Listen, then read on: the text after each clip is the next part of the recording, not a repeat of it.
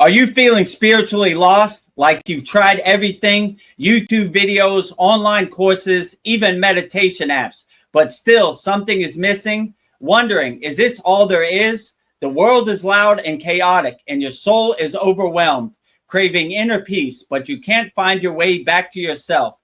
This is exactly why I created the Kriya Yoga Masterclass and my proven soul coaching system to help people just like you.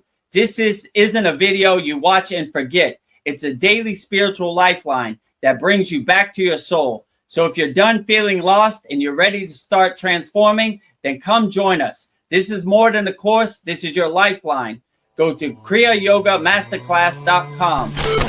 Kriya Babaji Namo.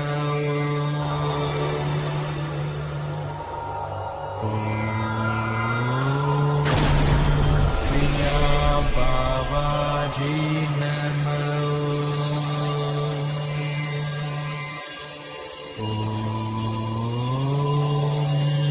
Kriya Babaji Namo.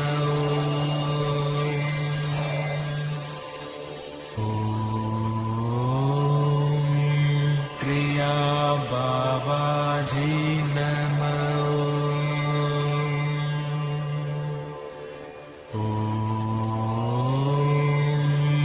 Kriya Babaji Namo.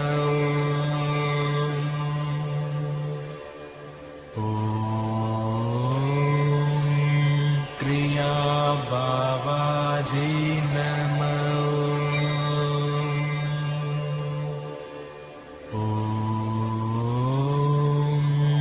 Kriya Babaji Namo. Welcome to our July 23rd live stream here at the Kriya Yoga School. Vedagurudev's live Kriya Yoga Q&A Satsang.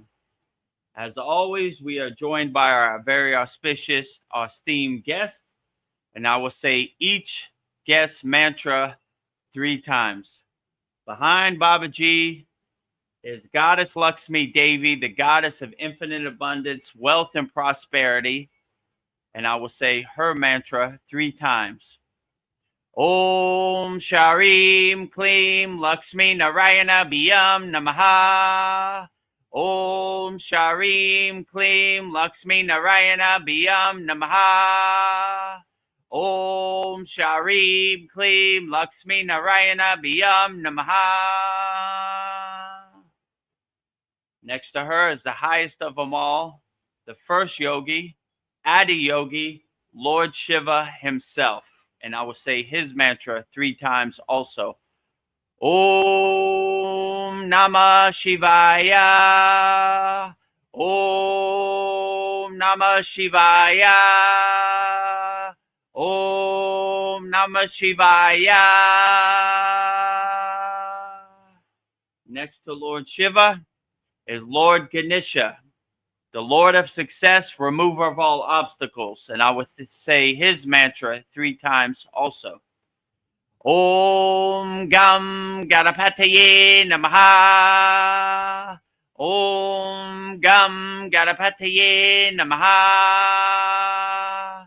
Om Gam Ganapataye Namaha. Next, I will say the fountainhead of Kriya Yoga, the main pointer, the deathless, immortal, Himalayan guru, Babaji himself. And I will say his mantra, his Mula mantra 3 times also. Om Kriya Babaji Namo. Om Kriya Babaji Namo. Om Kriya Babaji Namo. Next to Babaji is the highest yogini in the Kriya Yoga Parampara lineage tradition, Mataji. And I will say her Mula mantra 3 times also. Om Kriya Mataji Namo. Om Kriya Mataji Namo. Om Kriya Mataji Namo. So now that we have honored and paid respects and blessings to all our auspicious honored guests, we will start our July 23rd Q&A Kriya Yoga Satsang here. But before I get started, make sure you subscribe to at Vedagurudev YouTube channel. We're getting very close, over 1,000 subscribers. So make sure you subscribe and support the channel and get us over the 1,000 subscriber mark. It's at Vedagurudev. And if you would like to discover the secrets of Kriya Yoga 100% free, go to freekriyayogamasterclass.com. We have over 350 members from all around the world, and very many from India also. So India approved free Kriya Yoga school. Go to freekriyayogamasterclass.com. And if you would like to master the supreme science of Kriya Yoga, go to kriyayogamasterclass.com.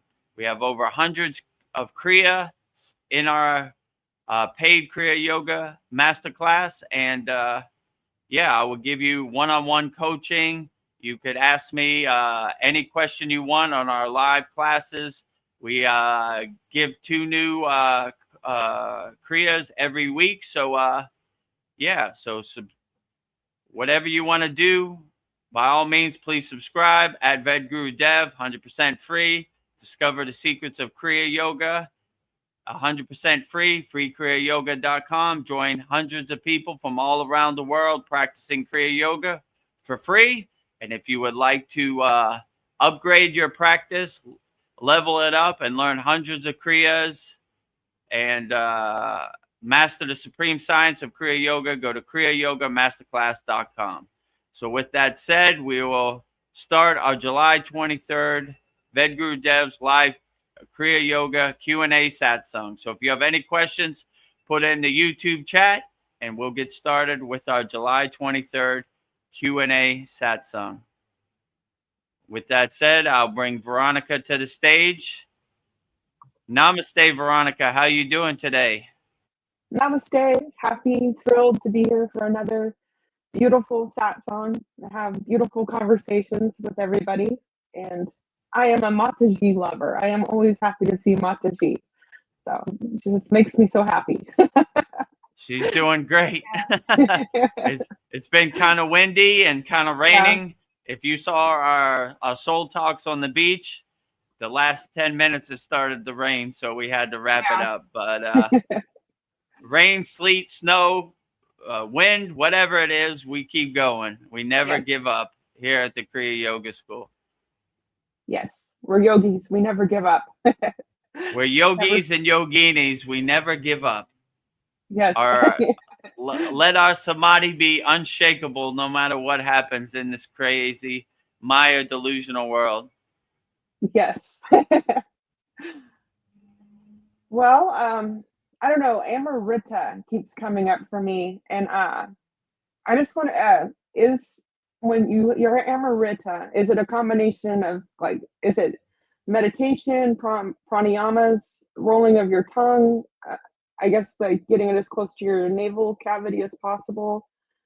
Rolling up your eyes to your third eye, or I don't know, is it one thing or is it a combination of everything that creates that Amrita? Well, for people that don't know, Amrita or Amrit is divine nectar, right? It's almost like I would say it's a byproduct of doing your sadhana. So it's basically divine nectar that kind of drips down from your pineal gland, and they like to say collect it in your heart chakra, your anahata. You create like a pool, like a pond, and you collect it. In my case, I have a lot of Amrita. It collects like a lot of saliva in my mouth.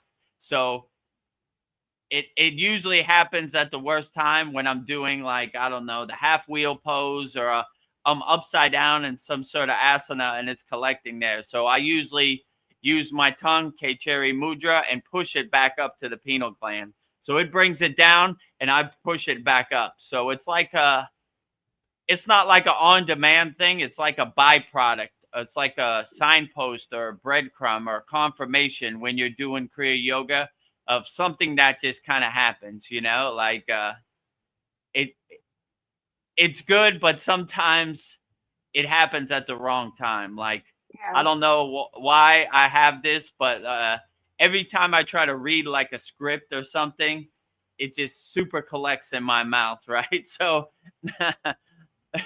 my my guru, I used to ask my guru, what should I do with this Amrita, this divine nectar? He said, whatever you do, don't spit. So I always have that in the back of my mind. It's like it should be like a blessing. You shouldn't try to spit it out. So I keep trying to push it back up to my my pineal gland, my third eye, but it keeps dripping down and I keep pushing it back up. So it's like a inner game inside me has me, like you know, like it, but it's a good confirmation that you want to have. Like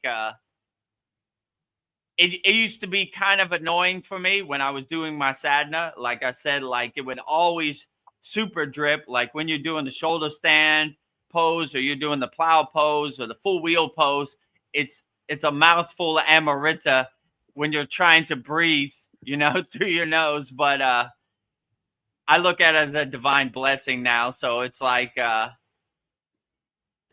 something I should cultivate and be grateful for. A lot of people don't have Amrita. So when I do have Amrita, I try to dispense it accordingly, right? But it's an inner game. The pineal gland drips it down, and I try to take it back up. So, but it's a true blessing to have Amrita, which is basically divine nectar.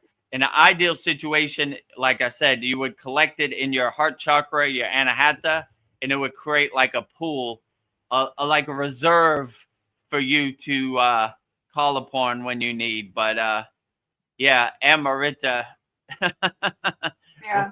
it's a true blessing, but sometimes it especially in my case when I'm trying to speak or I'm trying to say like a script for our YouTube channel or for some of our videos, it kind of comes to the forefront and it makes it hard to say longer words like philosophically, like it gets in my way. So if you see behind the scenes in between saying stuff on a script, I have to clear my Amrita. Let's say it like that.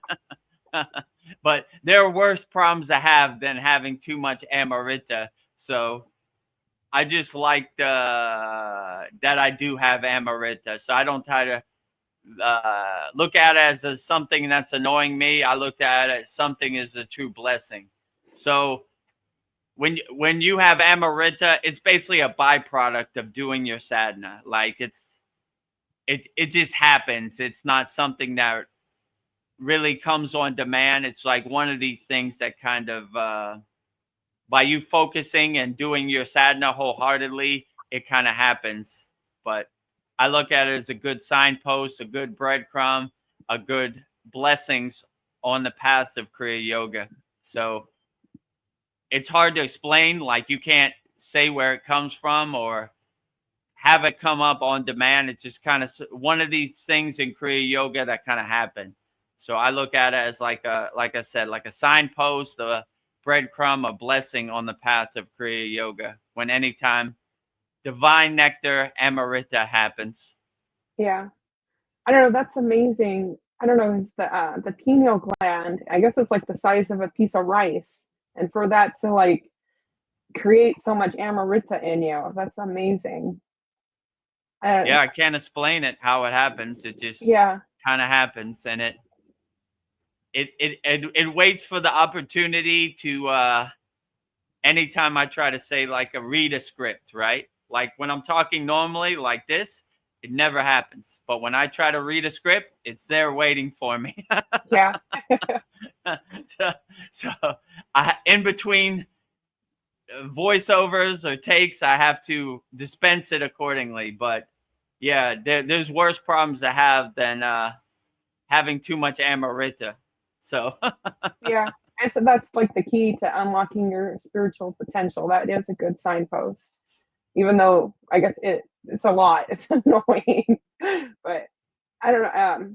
I've heard that Amrita is like it helps. It's referred to as the elixir of life. It's like used to like heal the body. And I was thinking Dan Van Tree. It said that he carries Amrita in his. That's the oil that he carries. Is that what he uses to heal people? Yeah, I would definitely say if you have Amrita, it definitely heals you and is a good elixir to heal people, heal yourself. And yeah, if you have Amrita, you should cultivate it and put it on whatever sore spot or hurt spot you have, right? So that's a pretty good idea. So anytime I have too much Amrita, I'm gonna put it on wherever I hurt, you know? Yeah. Yeah, it's worth a try. You have a lot of it. Yeah. Yeah, why not? And then I've heard that it's like, it sounds like it's a lot of saliva, but I was reading that it's described as like sweet and cooling, and some describe it true. like a combination of ghee and honey. But yeah, they would say it like divine nectar, like honey, like nectar, like I don't know, I never really thought about it. Like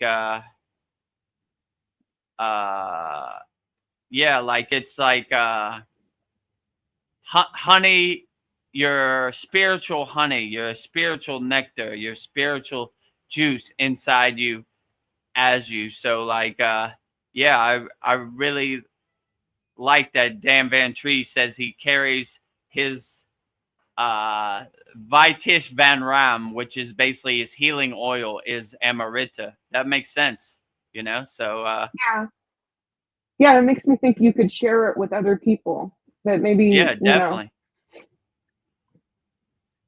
Again, I don't know if this is true. I'm going down rabbit holes, but I just hold on a second. My trash man just came. Oh yeah, I'm go gonna take put care out of my that. trash. So I guess if he doesn't take care of the trash man won't take his trash. So he has to be out there and physically make sure that the trash man takes his trash. So I think he waits for Vedagurudev to not be there. So I hope that he's able to catch the trash man in time, or he'll have to wait until next week. I caught him. Okay, they good. try to sneak up. They don't have no set plan in Thailand. They sneak up on me whenever they feel like it. So, luckily I caught him because I was on the live stream. Yeah. So, okay, back to the Satsang. Okay. This is live, not Memorex, so these things happen, Yes. So what was your next question? I'm just going down these rabbit holes, and it's just something I just read that that a woman's female ejaculation apparently is also Amrita, and it's a way for women to release negative emotions and flow in positive. But I don't know. I don't have any confirmation of that, but I thought it was interesting. So. Yeah, but then I was thinking maybe that's something totally different too. Yeah, that wouldn't surprise me if like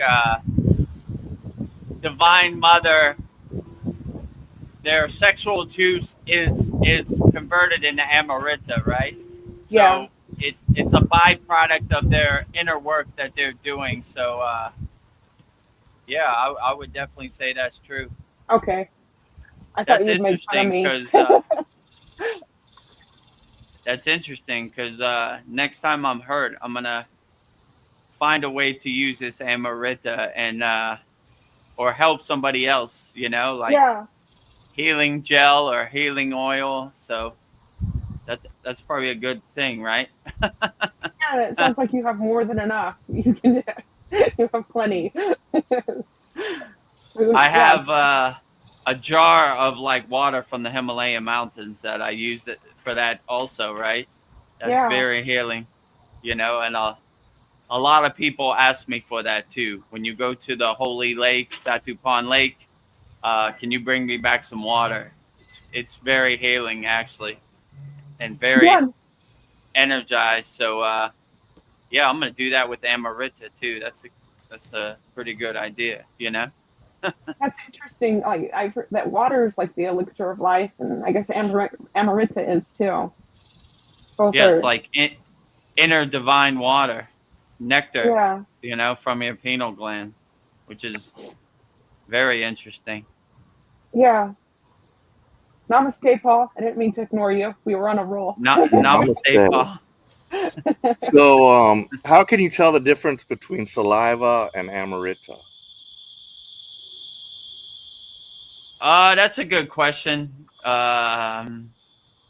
It's a little bit of both. I mean, I guess if you're on the spiritual path, it's more like a emerita, like a byproduct of it. If you're just a regular person in everyday life, it'd be more saliva. So these techniques like Brahma Acharya, Ojas Matrika Pranayama, they they have an alchemy, an inner alchemy of converting like your basic stuff like saliva or sexual juice into like what's called ojas, spiritual juice. So you kind of,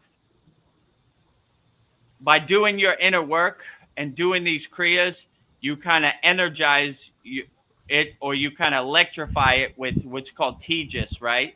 Which kind of shocks the inner alchemy, the sexual juice or the saliva, and makes it into spiritual juice. So when you have that inner alchemy, it takes like normal things and creates it into a spiritual thing. So when you do Brahmacharya, you're taking your sexual juice and converting it into spiritual juice, which is ojas, right? And the same thing is with Amarita. Your regular saliva, you're kind of electrifying it and creating it into Amarita, divine nectar, right? So it's like a byproduct, you know, of just doing your sadhana. It just kind of happens. But yeah, that's probably the best way I would describe it. You kind of take normal sexual juices or normal juices that flow in your body, and you kind of electrify it and turn it into spiritual juice. So even the most regular thing like saliva, if you have your inner alchemy right, you could turn it into divine nectar. Or even like regular things like collected sexual juice, you could transform it into ojas, which is spiritual juice, by just doing your inner alchemy or doing these kriyas, you know. That's the best way I would say it. So you're kind of converting it in a subtle kind of way. You're not doing it directly. I mean, some of these practices you do it directly, but mostly just by doing your sadhana and going through your regular normal practices, you convert the how would I put this? It's kind of like the food mantra, where you take regular food and you kind of energize it into divine food by speaking the words of power, the God's name in your food mantra, or offering it to God first. Same thing. By making your body a temple and a radio antenna for God's frequency, you kind of energize all the liquid and all the water in your body and make it into divine water. You know, you kind of energize, you know, your water in your body by purifying it and cleansing it with these kriyas and these practices. But majority of all of our kriyas do that, you know. So when you do asanas, you're energizing your physical body. When you do pranayama, you're energizing your breath. When you're doing meditation, you're mastering your mind, you're energizing and taking control of your mind. when you do bhakti, you're singing songs and vibrating and radiating the words of power to whatever deity you're calling. And when you do mantra japa, same thing. You're kind of narrowing down the sound syllables and really energizing the water in your body and uplifting the cells in your body, or lighting the cells in your body and merging with the divine light. So it's a beautiful thing.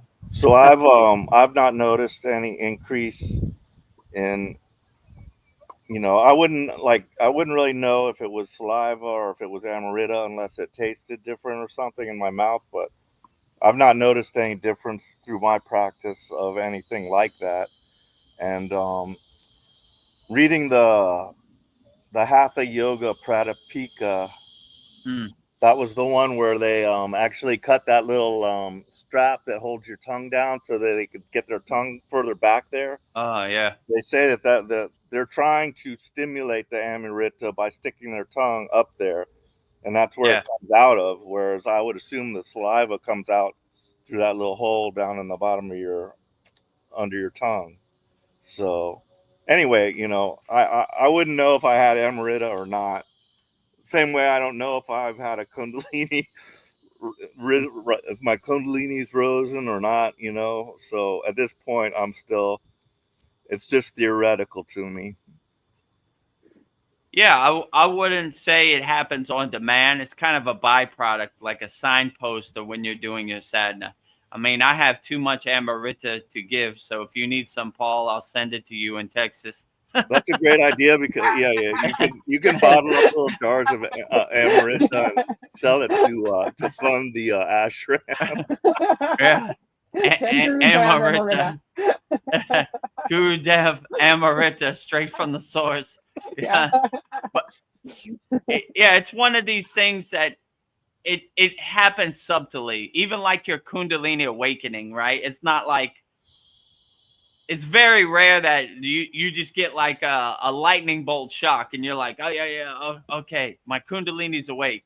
It kind of happens gradually and subtly for most people. So that's why we're always trying to cultivate it and enhance it in our school, like slowly and gently, uncoiling our Kundalini, waking up the dormant Kundalini through these beautiful sound syllables that are like music to the Kundalini's ears, that let it pierce all the 7 chakras. So yeah, these things, it's not like you want it to happen, they just kind of happen, and it's almost like a good confirmation and signpost on the path of Kriya Yoga that shows like, oh, okay, here comes that Amarita, I must be doing something right, because if I wasn't on the right track, there would be no Amarita. So I kind of look at it as a blessing. Like, even me speaking right now, I could kind of feel it kind of building up, right? Like, oh, you're talking about me? I got something for you, funny guy, So If you need to step away, it's fine. no, it's okay. I'm good. So like,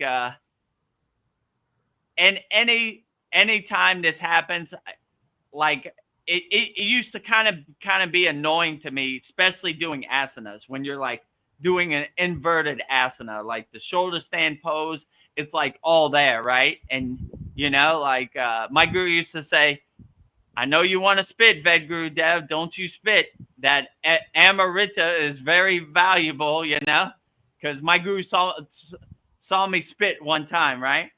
And he was like, what are you doing? What'd you just spit? And he was like, I was like, I got too much saliva in my mouth. He's like, that's valuable Amarita. We cultivate that. We enhance that. I was like, so what I do? He's like, do K cherry mudra. Push the tongue up to the roof of your mouth and send it back. I was like, he keeps sending it to me, and then I send it back. So it's like a internal alchemy game inside me. Like too much Amarita. So yeah, maybe I will start selling it, right? Like, you need some Amarita? I got it bottled up for you. Hey, you might be onto something.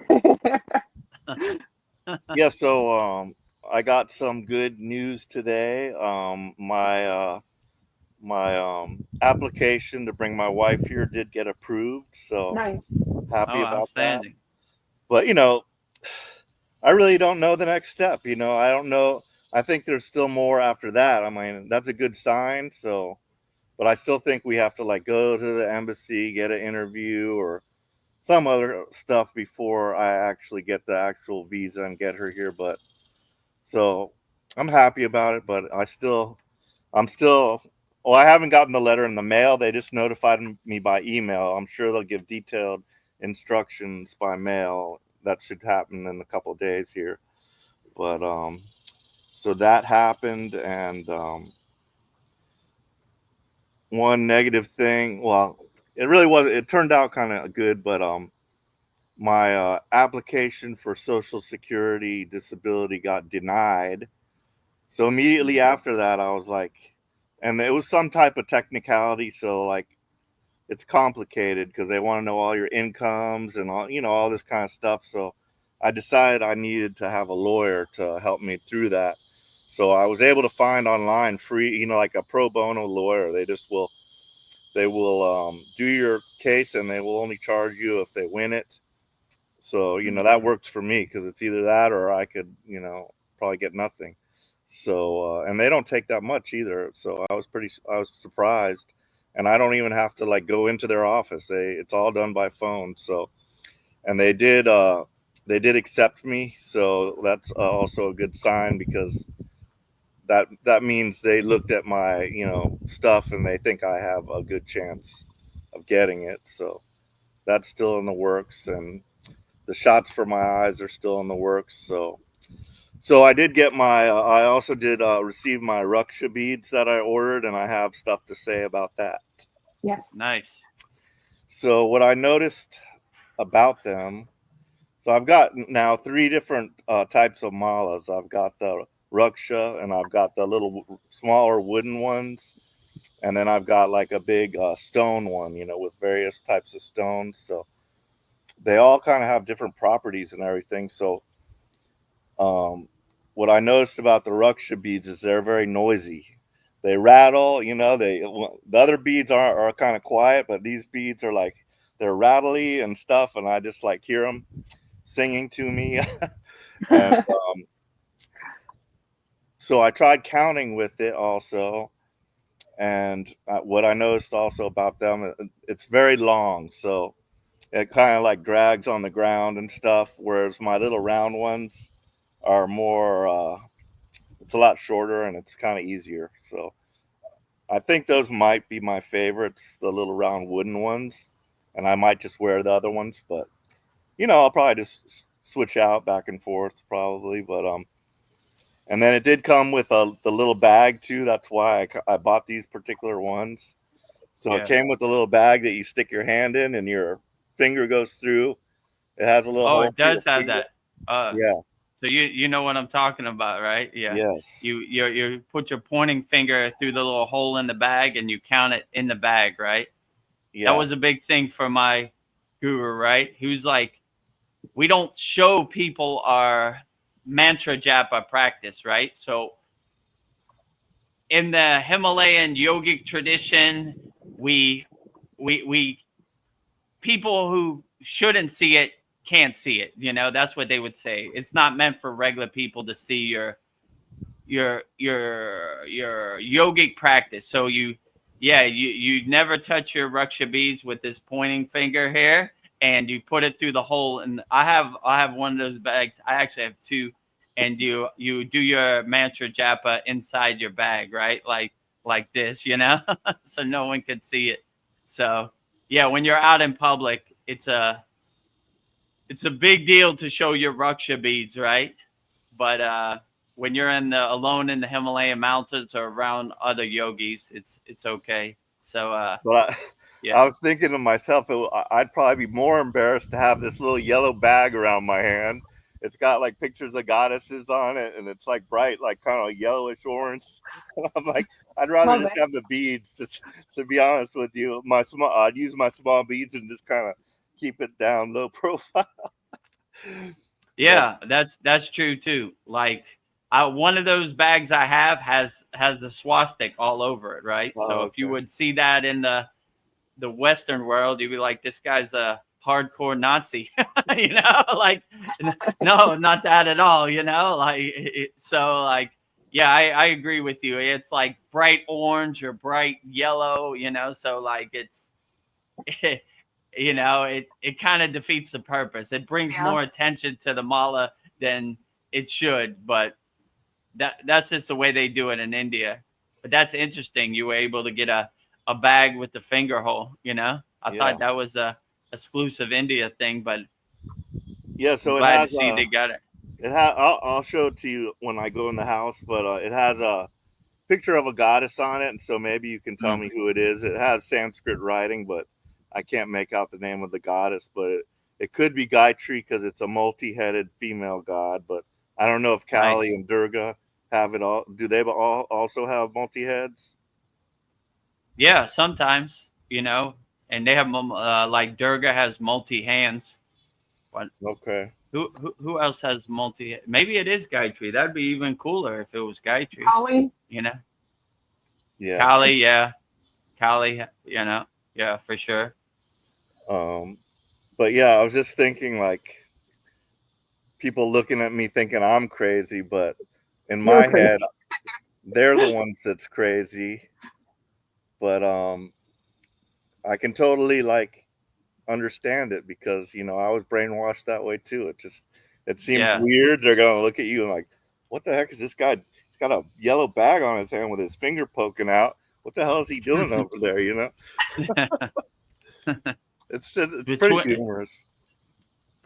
between me and God, yeah. If you pull up next to me at a light, and I have my windows down, you could see me singing bhajans, right? And they always look over at me like, this guy is crazy. What's he singing? You know, I look at them like, you don't know Gayatri? You're crazy. I'm not crazy. You need to wake up, right? So yeah, a lot of people have been conditioned through their whole life that they regurgitate the narrative, and we are the chosen one, and we are the special people. I let me tell you a story about God, this type of stuff, and you're like, yeah, yeah, sure, you know. So whatever practice resonates with you, that is by far the best practice. So whatever other people think, you know, it's none of your business. I wouldn't let it affect you, right? You know, just like, well, yeah, whatever, you know. I'm sure people in Thailand, the people in my village, they don't appreciate my statues, and oh, Mataji fell Yeah, down, I was trying and to get a chance to tell you. and they don't appreciate my statues. They don't appreciate my yogic practices, but it's not for them to appreciate. You know, I'm not seeking their permission or their approval. It's between me and God. So if people don't approve of your bright yellow mala bead bag, then it doesn't matter, you know. Yeah. Wear your malas and your mala bead bag with pride, right? Stick your finger out and look right at them in the eye, like, you know, you know, whatever mantra you say, Om Namah Shivaya, Om Namah Shivaya, Om Namah Shivaya, and look at them right in their eye, like, you know, I don't want your trash to become my trash, or your lower emotions to become my lower emotions. So I'm going to do what I'm going to do. I'm a free bird.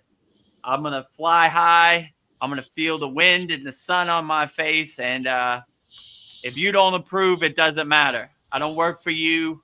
You don't pay my bills. You're not in my family. It doesn't matter what you think. So, you know, so yeah, so I wouldn't let it affect you. You know, it's a good opportunity to show how unshakable your Kriya yoga practice is, or your mantra japa practice is, right? Like no matter what the Maya delusional world throws at me, nothing can shake my mantra japa practice. You know. Right. Yeah. Like when I first got the bag, also because it has two holes, one for your hand, and then it had that other little hole, and I had forgotten about you saying you put your index finger through it, And I was like, oh man, they sent me a defective one. It's got like a little, because it was just like a little hole there, and I was like, this is not sewn together. I was thinking maybe I should just sew it up, but then I was like, oh yeah, the finger. And then I tried it with my hand, and I'm like, oh yeah, that's perfect for my index finger to Yeah. go through right there. Yeah, when I first saw it too, I said the same thing. Like, why is there a hole in my bag? You know, there should be no hole, right? And then my guru said, you know what it's for. You know, he showed me the index finger. And when you see in our Kriya Yoga school, I've made it a habit of every time I do mantra japa, I never touch the mala in line with our Kriya Yoga tradition, our parampara. So like, you know, like, yeah, so I'm just in the habit of doing it now. But when you start out, it's okay to like touch it. So you have like it doesn't slip. You have the grip, but now I'm used to it. So my, what do you call it? The middle finger is set up to do many mantra japa. So it's, I probably have a line in my middle finger where my mala beads just fit right in that. So my middle finger is eroded from so many millions of mantra japa. They call it when you do a lot of mantra japa for like a certain deity or a certain guru or ascended master.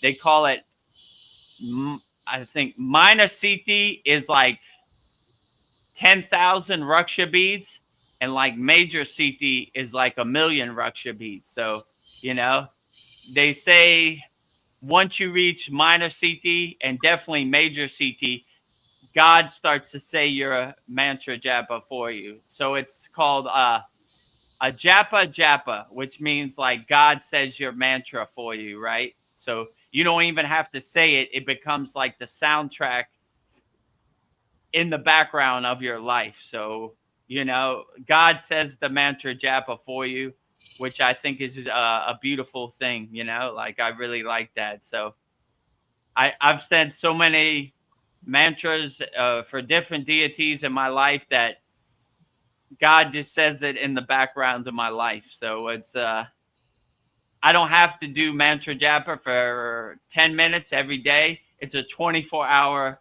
loop in my background, you know, of my life, right? So Om Namah Shivaya, Om Kriya Babaji Namo Om. It's always kind of looping in the background, which I think is a beautiful thing. Nice. Let me put Mataji Yeah. back up. I give him a chance to stretch. How's your new job going, Veronica? So I don't start till August 30th, but Oh, I have okay. to do all of these things they want me to do. Like I just, they want me to do a drug test, and I made the appointment for this Friday, and they're like, no, it has to be within 48 hours. So I guess they want to make sure I'm not cheating, and I don't do drugs. So I thought it was going to be late tonight, but I was able to get it, schedule it for tomorrow morning. They're giving me an extra 24 hours. But they've already done a credit check. They want to make sure I have good enough credit. But the reason I'm doing a job is so I can pay bills, so I can't have good credit. And I just did checked all of my identifications, and I guess now I'll have to do a physical soon. But I feel like I'm working for the Secret Service. I have to do all these requirements before I can start this job. So I don't know. I have a month to get it all done, but I'm still excited about the job. But it's a lot of things that I have to do. So that's how the job's going. Yeah. Yeah. They make you go through a lot of hoops and guidelines and laws so you could feed your family out here in this Maya delusional world, right? When I used to DJ, I used to come home late, right, after I'd finished DJing, and there would always be the Thai police there, and they would, you know, they make you, what do they call it, blow, you know, what they call that, like blow test there. Yeah, to see your alcohol. They have like a straw, and I'm like, dude, I'm gonna blow the lowest score you've ever seen in your life, you know. I don't drink at all. I drank water all night. So they're like, blow. And I'm like, oh my God. Yeah. You know, super negative 000, or told you, you know, like, They're like, all damn, right, we get have out to of get here. this guy. You know, like, I guess this guy was telling the truth. Like, I just don't drink, you know, like, I don't know why you want to make me blow, you know, I don't look drunk, or I drink water all night. So, but yeah, they're out there, you know, the gatekeepers and the people with their guardrails and, you know, whatever. They make it very difficult for you to get some kind of good income, you know, and feed your family. So just don't take it personal. It happens to everybody. Like Paul just said, Yeah. they're going to make him go through a lot of hoops and a lot of paperwork and lawyers and all kinds of stuff just so he could bring his wife to live in the USA, you know? So I don't know. It is what it is, you know? Yeah. Should be. They should rubber stamp it. If you want to auto pen anything, auto pen Paul's visa request, immigration request, Yeah. green card, fiance visa, or whatever it is, and you know, like auto pen that. You know, don't you know auto pen billions of dollars to some faraway country for some harmful thing. You know, help Yeah. American people. You know, especially if you're like a veteran or like you've how could I say somebody in your family's made the ultimate sacrifice, right? Auto pen that, you know, rubber stamp it, you know, like, all right, you in the military? Yeah. Or your father was in the military? Yeah, my father died in Vietnam. Okay, well, enough said. Have a nice day, sir. Whatever Yeah. you need, we're here for you. We work for you, you know, not like give me a whole mountain of papers and this and that. Like, for what, you know? You know, but that's the way it is, I guess, you know. They work for us, we don't work for them, but they don't want to see it that way. So all you have to do is go to the DMV in any state, and it's an all-day adventure, or you try to get a passport. I remember when I tried to get a passport in Miami, I had to go to downtown Miami. I forget what it's called, Government Center. Oh my God, it was a madhouse, you know. Talk about a 2-day madhouse, like, you know, and then it's like come back and you're like, oh my God, you know. You know, Yeah, it shouldn't be this complicated.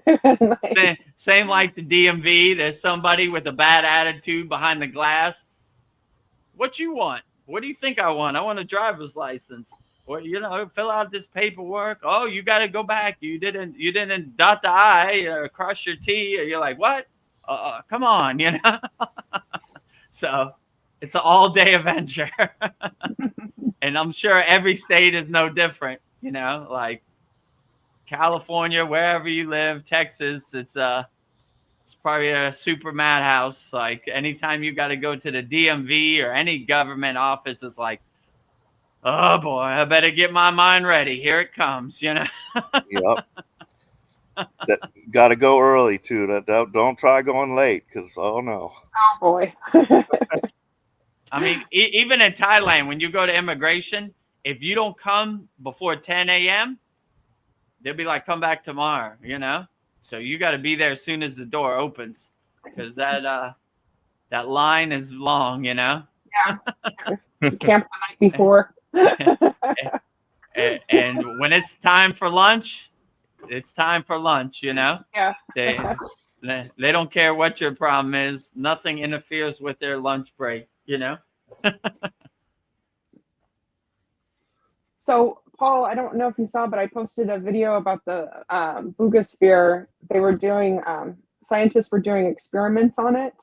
Yeah. And they attached, when they were attached, they were playing the Gayatri mantra, and they attached probes to it. And it's like the needle was going crazy. So it really liked the Gayatri mantra. So I thought that was interesting. Yeah, I really liked that video. I was like, whoa, the what is it called? The Bugosphere or the Bugosphere? Bugosphere? Yeah. Bugosphere. So the Bugosphere yeah, when they played the Gayatri mantra, the readings on the, I don't know what you would call it, were going crazy, right? And I was like, Yeah. whoa, the Boogosphere really responds to Gayatri's mantra. Wow, I never knew, right? Like, it really liked the Gayatri mantra, and that's like the most unexpected thing. I was like, wow, you know? I mean, these scientists, first of all, them even knowing the Gayatri mantra, I was like, well, that's cool, you know? I guess they have some higher wisdom, higher knowledge. And then they played it for the Boogosphere, and the Boogosphere went crazy. It loved the Gayatri mantra. And I was like, wow, that's super cool. Like, I never, Yeah. you know, I never thought that. Yeah, when I saw that, I thought that was the most beautiful thing when you posted that on our school. I was like, the Gayatri mantra and the Boogosphere, a match made in heaven, right? Like traditional Hindi or like Himalayan uplifting mantra, which is kind of interesting because that's what we learned in our school this week. I gave Yeah. mantra diksha for the Gayatri mantra, and on Saturday we'll review it again. And Paul talked about the Boogosphere, so it's like the pieces of the puzzle came together. We learned Gayatri in our school this week. Paul talked about the Boogosphere on Soul Talks, and then you posted that video, Gayatri and Boogosphere together, which is kind of cool, right? Where's Yeah. the Boogosphere again? It's in Colombia. Mexico. That's where they found it, but they've brought it to Mexico. So some university in Mexico is studying it. So like a South American, or like I guess Mexico's North America. So they found it in South America and Colombia, and they brought it to North America, which is Mexico. And then they played the Gayatri mantra, which is from Asia. Yeah.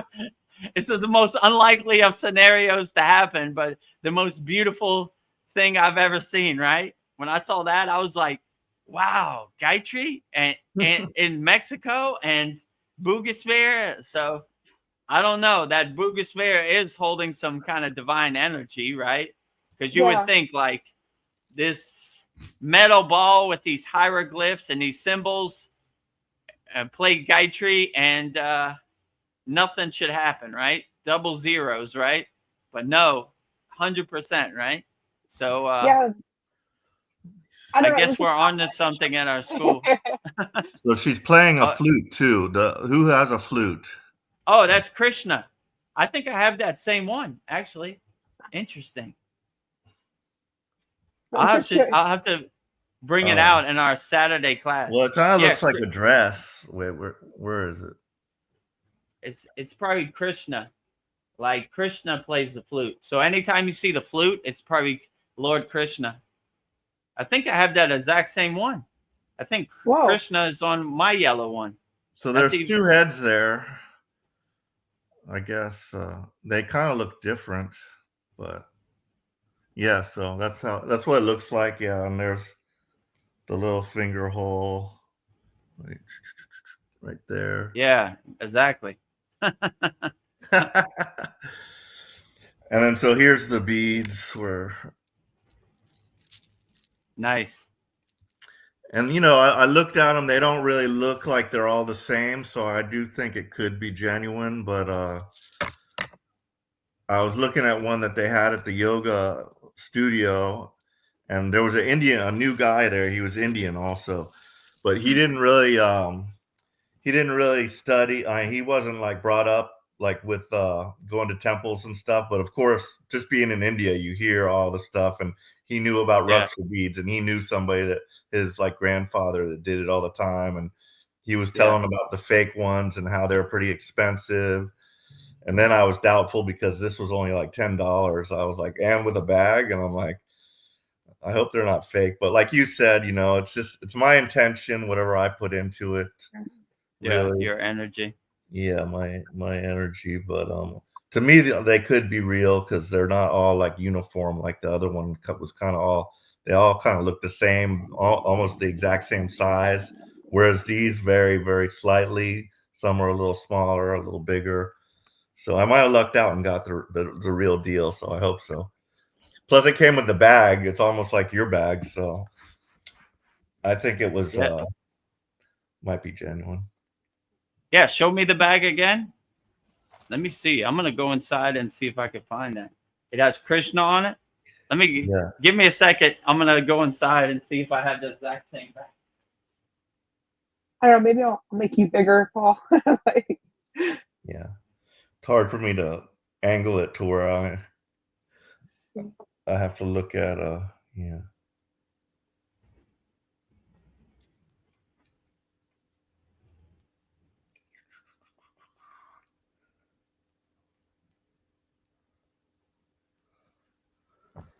Yeah. So I have. Can you see it? So yeah, I have this one is like that with yours, the orange one, Oh yeah. and it has Krishna too with the flute. He's playing the flute, and with his deity, you know. Yeah. Yeah. Yeah. So there's the finger hole, you know. Right. Then I have this one that's like yellow with all the ohms, right? Mm. So yeah, put your hand in here and stick your finger out here.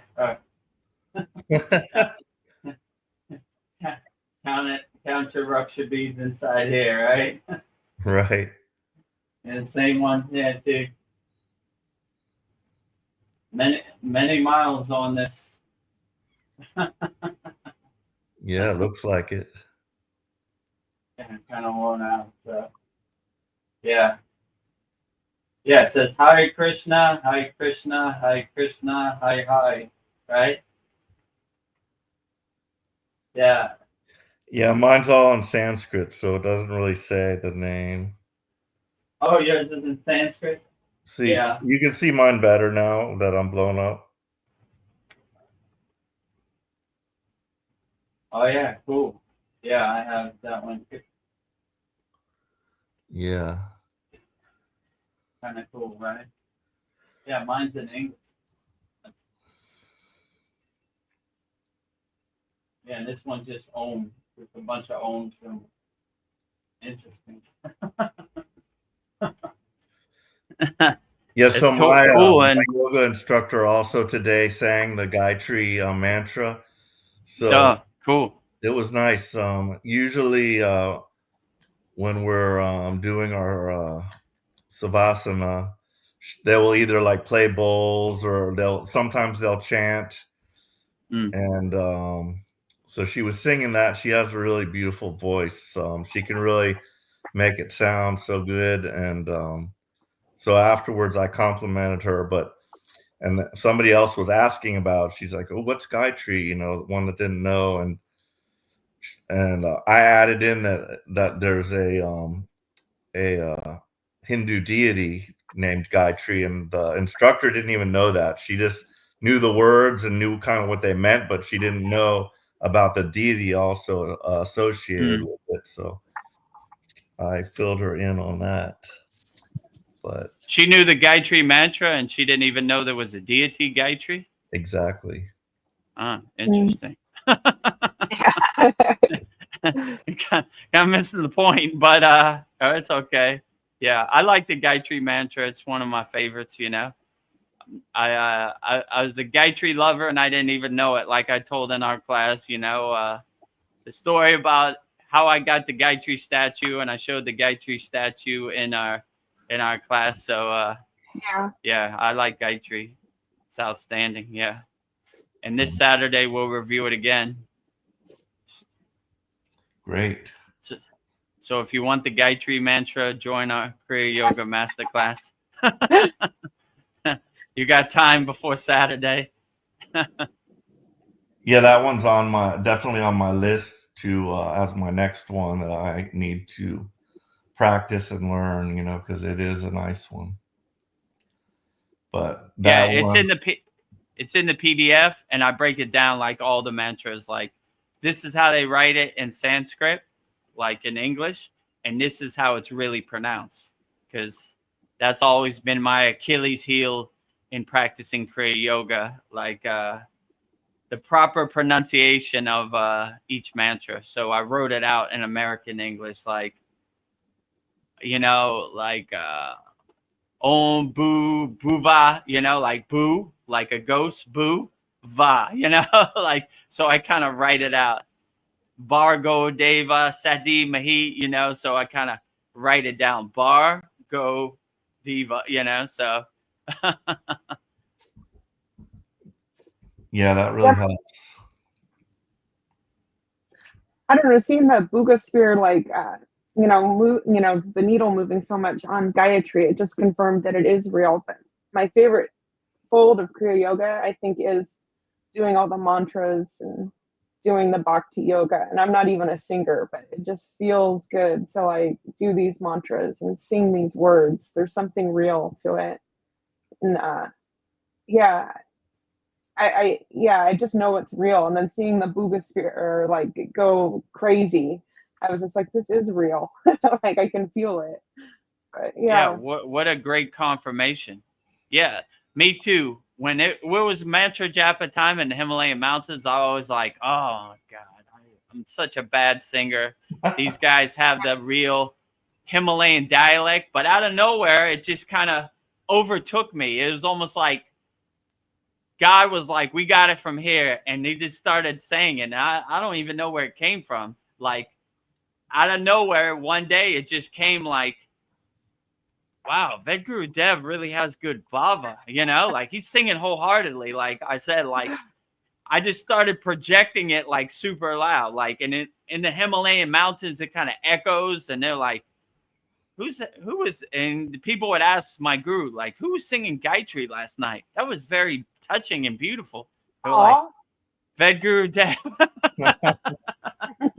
It was like that guy, that Western guy. He Yeah. said that Gayatri mantra was so much bhava, and it got to a point where I would like lead, like, you know, when you go up the Himalayan mountains, it's kind of monotonous. It's walking, it's kind of boring. But like when you add like mantra japa to it, it just becomes like a very spiritual, uplifting thing, right?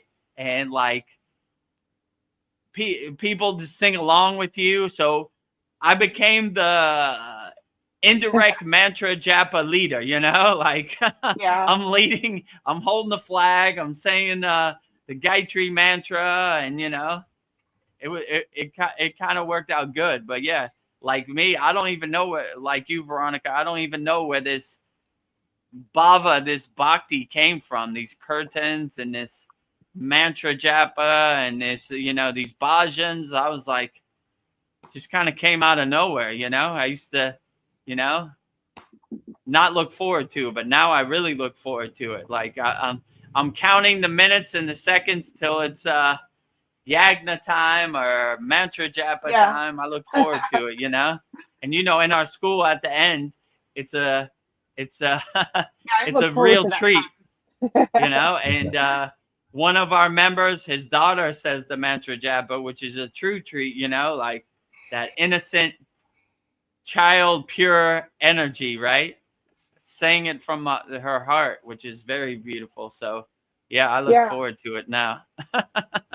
That Yeah, and makes I me think about when we were marching in boot camp, we would have marching songs, and that yeah, definitely made it much more, fun to march and just like, instead of just like, oh, it's so hot out here and all that, you're just kind of having fun singing with everybody else, and it kind of sounds good when everybody's singing the same thing, and you're trying to outdo other marchers that are. This was like in our A school where we get trained, and so you marched from one class to the next, and you'll have various ones singing different little things, trying to outshine the other groups. But yeah, so singing definitely there's something to it that is, yeah, energizing, I guess. Yeah, definitely. When you're in the Himalayan mountains and that cold and that, oh, the wind is brutal, you know? And so it helps ease the discomfort of climbing the Himalayan mountains, the mountain steep. Yeah, when you have a good song or a good bhajan to sing, it's beautiful, and everybody joins in, and sometimes they sing their, song, So it passes the time a lot better than just the monotony of one foot in front of the other, Yeah. And I like that the American military, their songs are funny too, like they say funny things in Yeah, it, they right? do. Like, so it's kind of gives you a good chuckle, a good laugh when they say things in there, That is true. So on the And it's good. Boogosphere Yeah, go videos, did ahead. you guys see where it was flying, where they filmed it flying around? No, And the I didn't one I see that posted. No. part. Oh, I saw what you posted, but yes, yeah. Because Where they that were was just flying like around. really amazing. Just seeing that metal ball like just floating through the air. It was kind of Yeah. like a butterfly. It was just like, it wasn't like just a straight path. It was kind of like going up and down like that. And then you see it go by those power lines, and then it's laying in the ground. You see the guy walk up to it and grab it. He said it was super light, and then it got heavier as the days wore on. They say it lost its energy or its anti-gravity properties, so it got heavier. It ended up weighing like 10 pounds when it started off like 2 or 3 pounds. It was very light, they said, but yeah, it's just it's kind of mind-blowing just seeing that, and just like, and it has all the Sanskrit writing around, or not Sanskrit, but it had, some type of Yeah, thing hieroglyph, around it. right? Yeah, so Well, if you see the definitely. Boogosphere start singing Gayatri's mantra, you know, you might make a new friend, right? And And be like, yes. you would think this would be on mainstream media, right? Not a word about it, like you have to dig to find this stuff. And it's like, they're definitely hiding it, they don't want the general public to know this stuff, I Oh, I guess. definitely would like to see the Boogosphere. That's Yeah. interesting to me. All this other junk, uninteresting, Boogosphere. Especially when I saw that video that Veronica posted on a school about Gayatri, and I was like, whoa, man, this Yeah. blew me away. Like, blew my socks off. Like, Boogosphere, South America, Gayatri, India, a match made in heaven. Like, how is that possible? Like, that blew me away.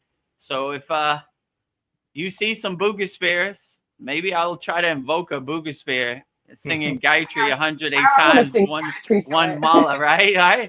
Come on, Boogosphere, I'm calling you. I got the Gayatri mantra, Come, right? Come on, come on. I'm calling you.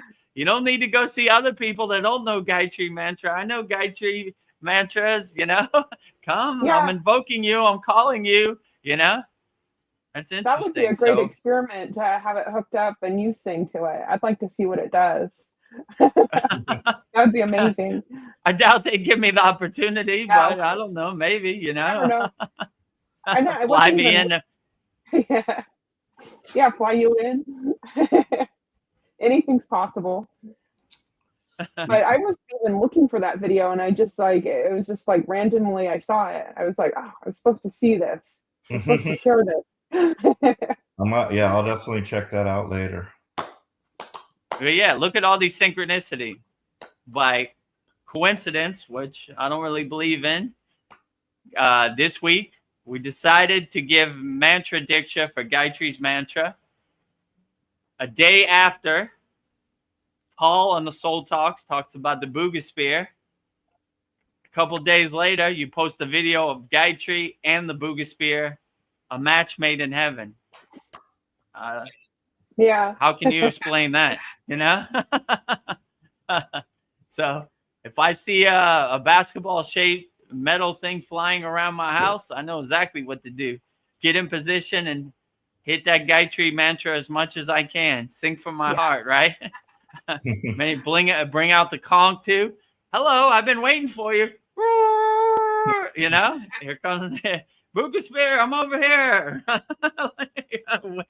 Flag down the plane, right? Come on, I'm over here. You don't have to look no more. Come here. I haven't. So if you see next week, I have a big metal ball, the Boogosphere. My plan worked. I wonder Is if there that Buga is there many Booga Spears, or there's only one they found? They only have one that they like actually captured, but shortly after the first one was gotten, another guy saw one and got video footage of it flying around. So yeah, there's at least 2 of them out there. So the only reason they were able to capture it because it got stuck in some power lines and it short circuited it, right? Exactly. That's how they. Yeah. So maybe one will show up. There's more of I'm them. not going to try to capture it. I'm just going to enjoy it. You know? Be free, You know, Spirit. if you want to land, I got a nice grassy place for you over there, Booga Spare. Come, you know. But by all means, Booga Spare, be free. You know. I'm sorry they caught one of your other people, but I wouldn't have known about the Booga Spare unless Paul enlightened me. You know. So I'm not going to try to put you in a cage or test you. I'm going to just enjoy your energy, right? Maybe I could have a Booga Spear audience, right? Every morning I say my Gayatri mantra. It just comes, hovers in the air, and when I'm done with the Gayatri, it takes off. Or whatever. Maybe it likes multiple mantras. That's interesting. It likes mantras. I have a squirrel that comes. I don't know how it knows. It's got like some kind of timer. Every day, it knows exactly when I'm going to do my mantra japa. It sits there and enjoys it. And once I'm finished, the squirrel is gone. But I don't know how it knows. It knows, you know. So hopefully the Booga Spirit is the same way, right? All right. I got the Gayatri mantra. You know what time it is. Hover around or land, whatever you want to do. You know, up to you. Be free, Booga Spirit.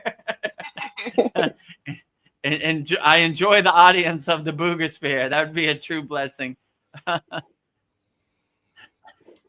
Yeah, so I did I'm supposed to be transitioning to working for this new guy, and he said he was going to be here in the middle of the month, but he hadn't shown up, so I sent him a message, and he said he'll be here within the next few days. I was thinking I would maybe have another month at the shop, but it looks like he's going to be here.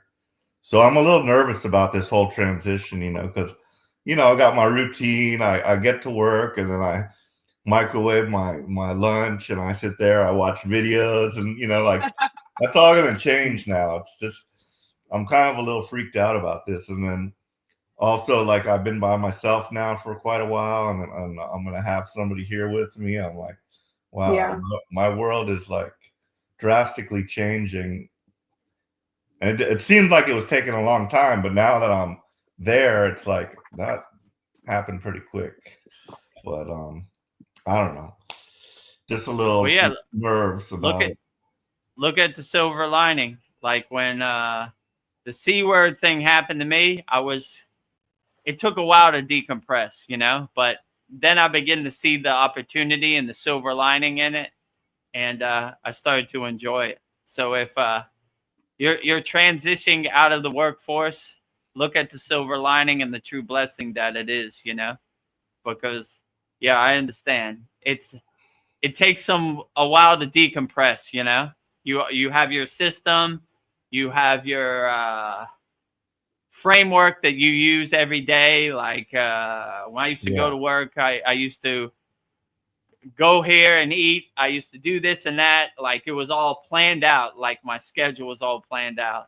So when they throw you out of the loop and by some other means you can't work no more, the C word, and it takes a while to decompress. Like there's that couple weeks or a couple days of decompression. Like I don't have to go to work, Oh, it's 11 a.m. I gotta watch I gotta watch my videos, so you have your system, and when your system gets messed up, it takes a little while. But I would enjoy the true blessing, anytime you can get out the workforce, that is always a true blessing, right? Well, I'm still going to be working for this guy, but it's just the fact that I would feel awkward about like sitting there, like watching a video at his shop, because I'm like then I'm like loafing. Whereas if it's my shop, you know, I'll do as I please. You know, I will eat when I want, and I watch videos when I want.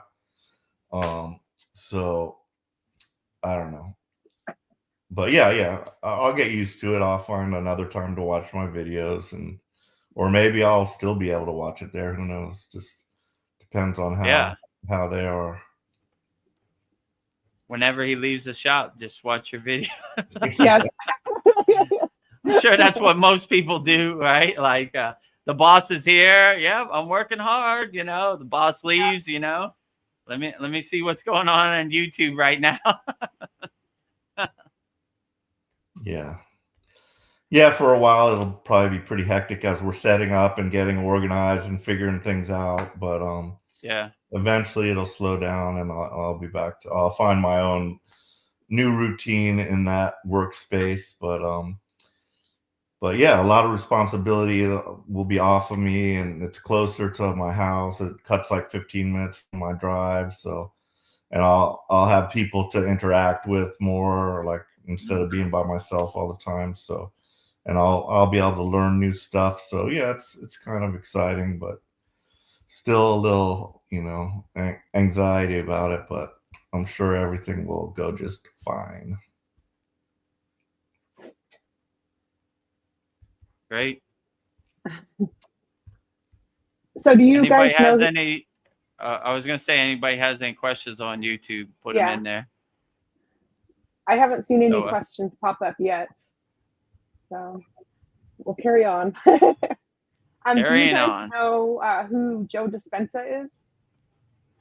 I've heard of the name. Oh yeah. He wrote some books and stuff. Yeah. I think I have one of his books actually. Becoming Superhuman or something like that. I can't remember. Yeah. What about it? He's this controversy going on right now that he's a scam artist, and he's guaranteeing results that don't work. And I guess his events are being shut down, deeming them dangerous. And I don't know.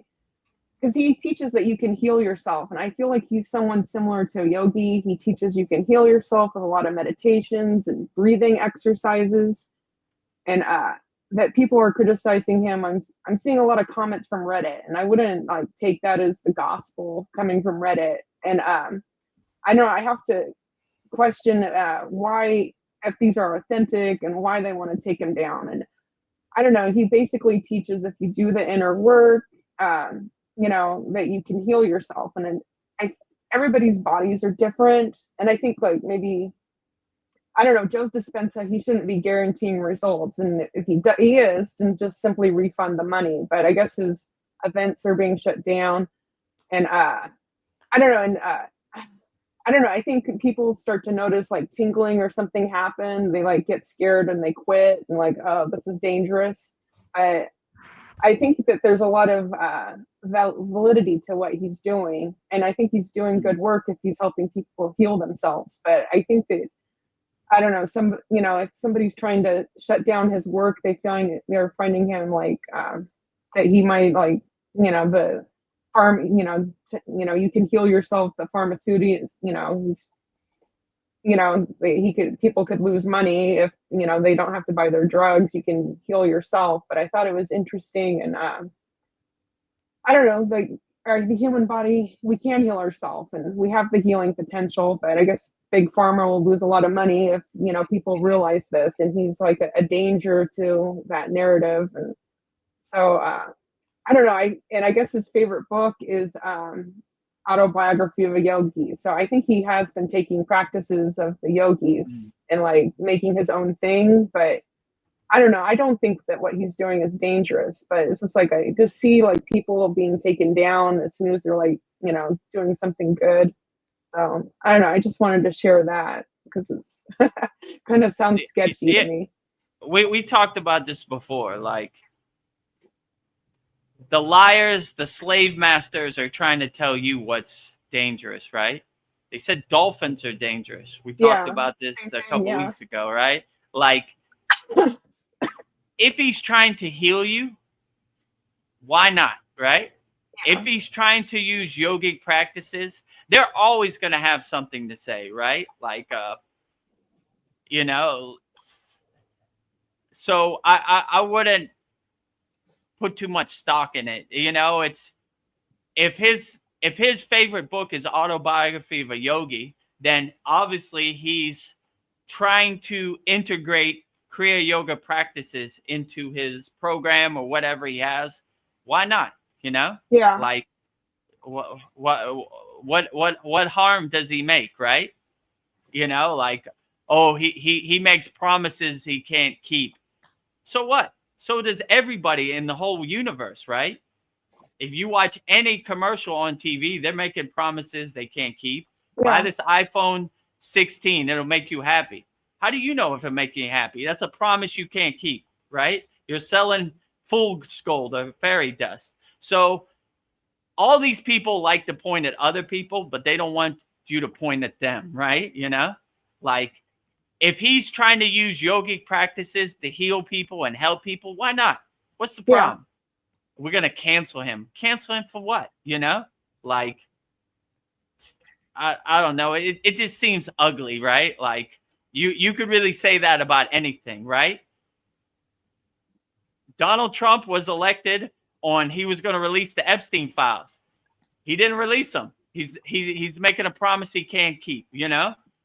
McDonald's says this hamburger is the most tastiest hamburger in the universe. They're making a promise they can't keep. It tastes like cardboard, you know? So, like, everything, you could say that about anything, and anything, right? Like, Yeah, like so, Kriya yoga, it's only going to work if you do the inner work. Like, yeah, it's not a magic wand. Like, Yeah. I mean, you probably shouldn't say, like, if you sign up to my program, magically you'll be enlightened. You know, if you don't do the inner work, you're not going to be enlightened, no matter how whose program you sign up to. Yeah. Ours included. I'll give you the techniques. You have to do the inner work, right? But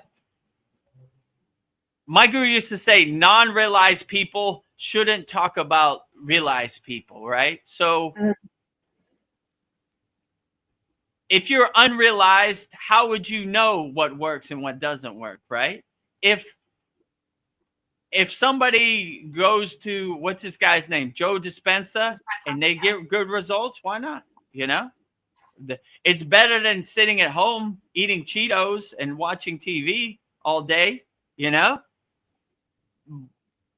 But yeah, these people with their dangerous narrative, they get out of here. They're the most dangerous people of all, right?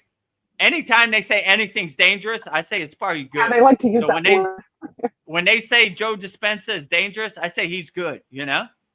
What's his favorite book? Autobiography of a Yogi, the Kriya Yoga Bible?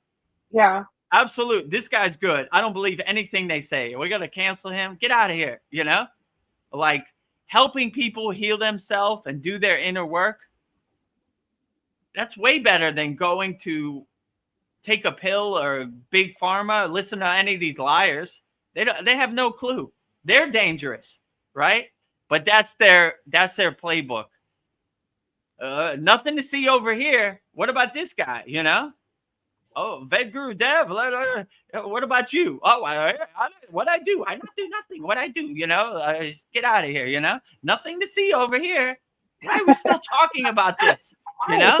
Look at you. Go in the mirror and look at yourself. So anytime these people say it's dangerous, I said, dangerous, you know? They're dangerous, you know? Like I said before, they talked about dolphins are dangerous. Dolphins are beautiful. You're dangerous, you know? Yeah. What are you talking about? This guy, I don't know his program or what he's doing or what he's selling, but if his favorite book is Autobiography of a Yogi, carry on, you know? Yeah. That's what I was thinking. Keep up the good work, you know? Steve Jobs' favorite book was Autobiography of a Yogi. There are many. Okay, good for you, you know? I believe this guy more than I believe somebody else who hasn't read Autobiography of a Yogi. So, you know, I don't know. So what are they trying to do with this guy? They're trying to cancel him? Like his events and like and that most of the negative stuff is coming from Reddit. When I think that's suspicious. Like his events are being canceled mysteriously.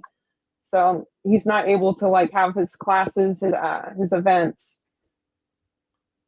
So his events, the place that has the event space won't let him have his event. Yes. So he's carrying on, but things out of his control are being shut down. Yeah. You know. Yeah, he because can't of like the pressure. many people. Yeah. Oh, whatever. You know, Reddit. Yeah.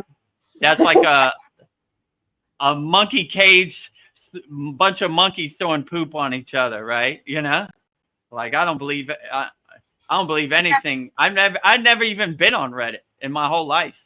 Yeah. Stay away from there. I saw people on YouTube and they seem to be a lot of young females saying that he's dangerous and he's a scam artist. And some of these spiritual people on YouTube, I kind of feel like they're being bought out. I feel like I don't know. It's just my suspicion that they're not real, that they're being paid. I don't know, somehow that they're. I don't know. I'm going down a rabbit hole. The YouTube space is full of charlatans and snake oil salesmen and Brooklyn Bridge salesmen, whatever you want to call them. That's actually why I started the Kriya Yoga School. I would see these YouTube videos and they would talk about Babaji or the Himalayan yogis are doing this. And I was like, what? I've never seen that in my life, you know? And I'm actually boots on the ground. Like, I've never seen them do any of this. This is all fake. This is all. And what's the worst part is they deem themselves as like authentic and real, right? But what my guru said, I always take to heart. He says, if you want to learn Kriya Yoga, learn from somebody who has name diksha, like Yogananda or these type of people. These people have a real parampara and a lineage. If you learn from somebody named Bob Smith, of course they don't know what they're talking about. They're just trying to Frankenstein some YouTube videos that they saw. They have no clue. You know, they have no experience. They're just talking out of turn, let's say it like that. So when these type of people try to, in yoga, we try not to be judgmental, right? Yeah. You know, like no matter how I feel about other people, good for them. You know, I'm going to do my thing. You do your thing, but don't try to throw your poop over here. You know what I'm saying? Because it's easy for me to be like, who's your guru? Show me. Well, my guru is Sadhguru. Yeah, really? Show me a picture with you and Sadhguru. Show me. With my guru, I could show you thousands of pictures, right? Every week in our class, it's a picture of me and my guru. So when unauthentic people start pointing out authentic people, you know, that's when it gets kind of crazy. But I'm not judging them. I like whatever, do your thing, but just don't come over here with that because you won't like the answer. My guru used to say, non-Kriya Yoga people being Kriya Yoga policemen is a real joke, you know, like we're actually Kriya Yogis. We actually do this. We live this, you know. You trying to tell me how I should live? Get out of here. You have no clue, you know. I don't want your trash to become my trash or your narrative to become my narrative. And, you know, everybody piling up on this guy for what, you know? Yeah, and if he's trying to help work. people, let him help people. Why not? You know, who cares? And who are you to be the policeman of Kriya Yoga practices? You know, wait a minute. This isn't authentic. You know, if it doesn't resonate with you or make you feel good, then go do something else. Go watch TV. Go eat Cheetos. Go listen to mainstream media. You know. Go to that slot machine of social media and believe everything they say wholeheartedly, right? I mean, in this day and age, who even knows what's real? You know, nothing's real. AI can make a real looking thing. I saw a video of a leopard riding on a dolphin's back, asking for help in the ocean. And I was like, and people really believe this. They believe a leopard would ask for help from a dolphin in the middle of the ocean in Antarctica. Like, what? Yeah. You're delusional. You know what I'm saying? Like, if a leopard could get a dolphin, he'd eat it the first second, you know? That's like I said, somebody said there was a big naga, a big snake, a serpent in Satu Pond Lake. I said, if it was true, it would have ate me the first second. I swam in there every day of my life. Never saw it, Yeah. you know? Never felt it, never saw it. I would have been a tasty snack for that serpent. Half second, you know? So I wouldn't believe anything these people say out here, you know? If they say Yeah. this guy is dangerous, I say he's good. They're dangerous, right? With their fake stories and their Reddit posts, like, you know, get out of here. The thing about him is he like does experiments and he like has the proof that these things work. He does experiments on the same thing over and over again to back up what he's talking about. So he has the receipts. So I think, you know, you just see this all the time. Like when you see somebody that brings something good to the world, they just get shut down. It's just, you know, it's heartbreaking. Yeah, misery enjoys company. People who are miserable don't want your proof. They don't want to see the science behind Kriya Yoga. They just want somebody to throw their poop on, you know?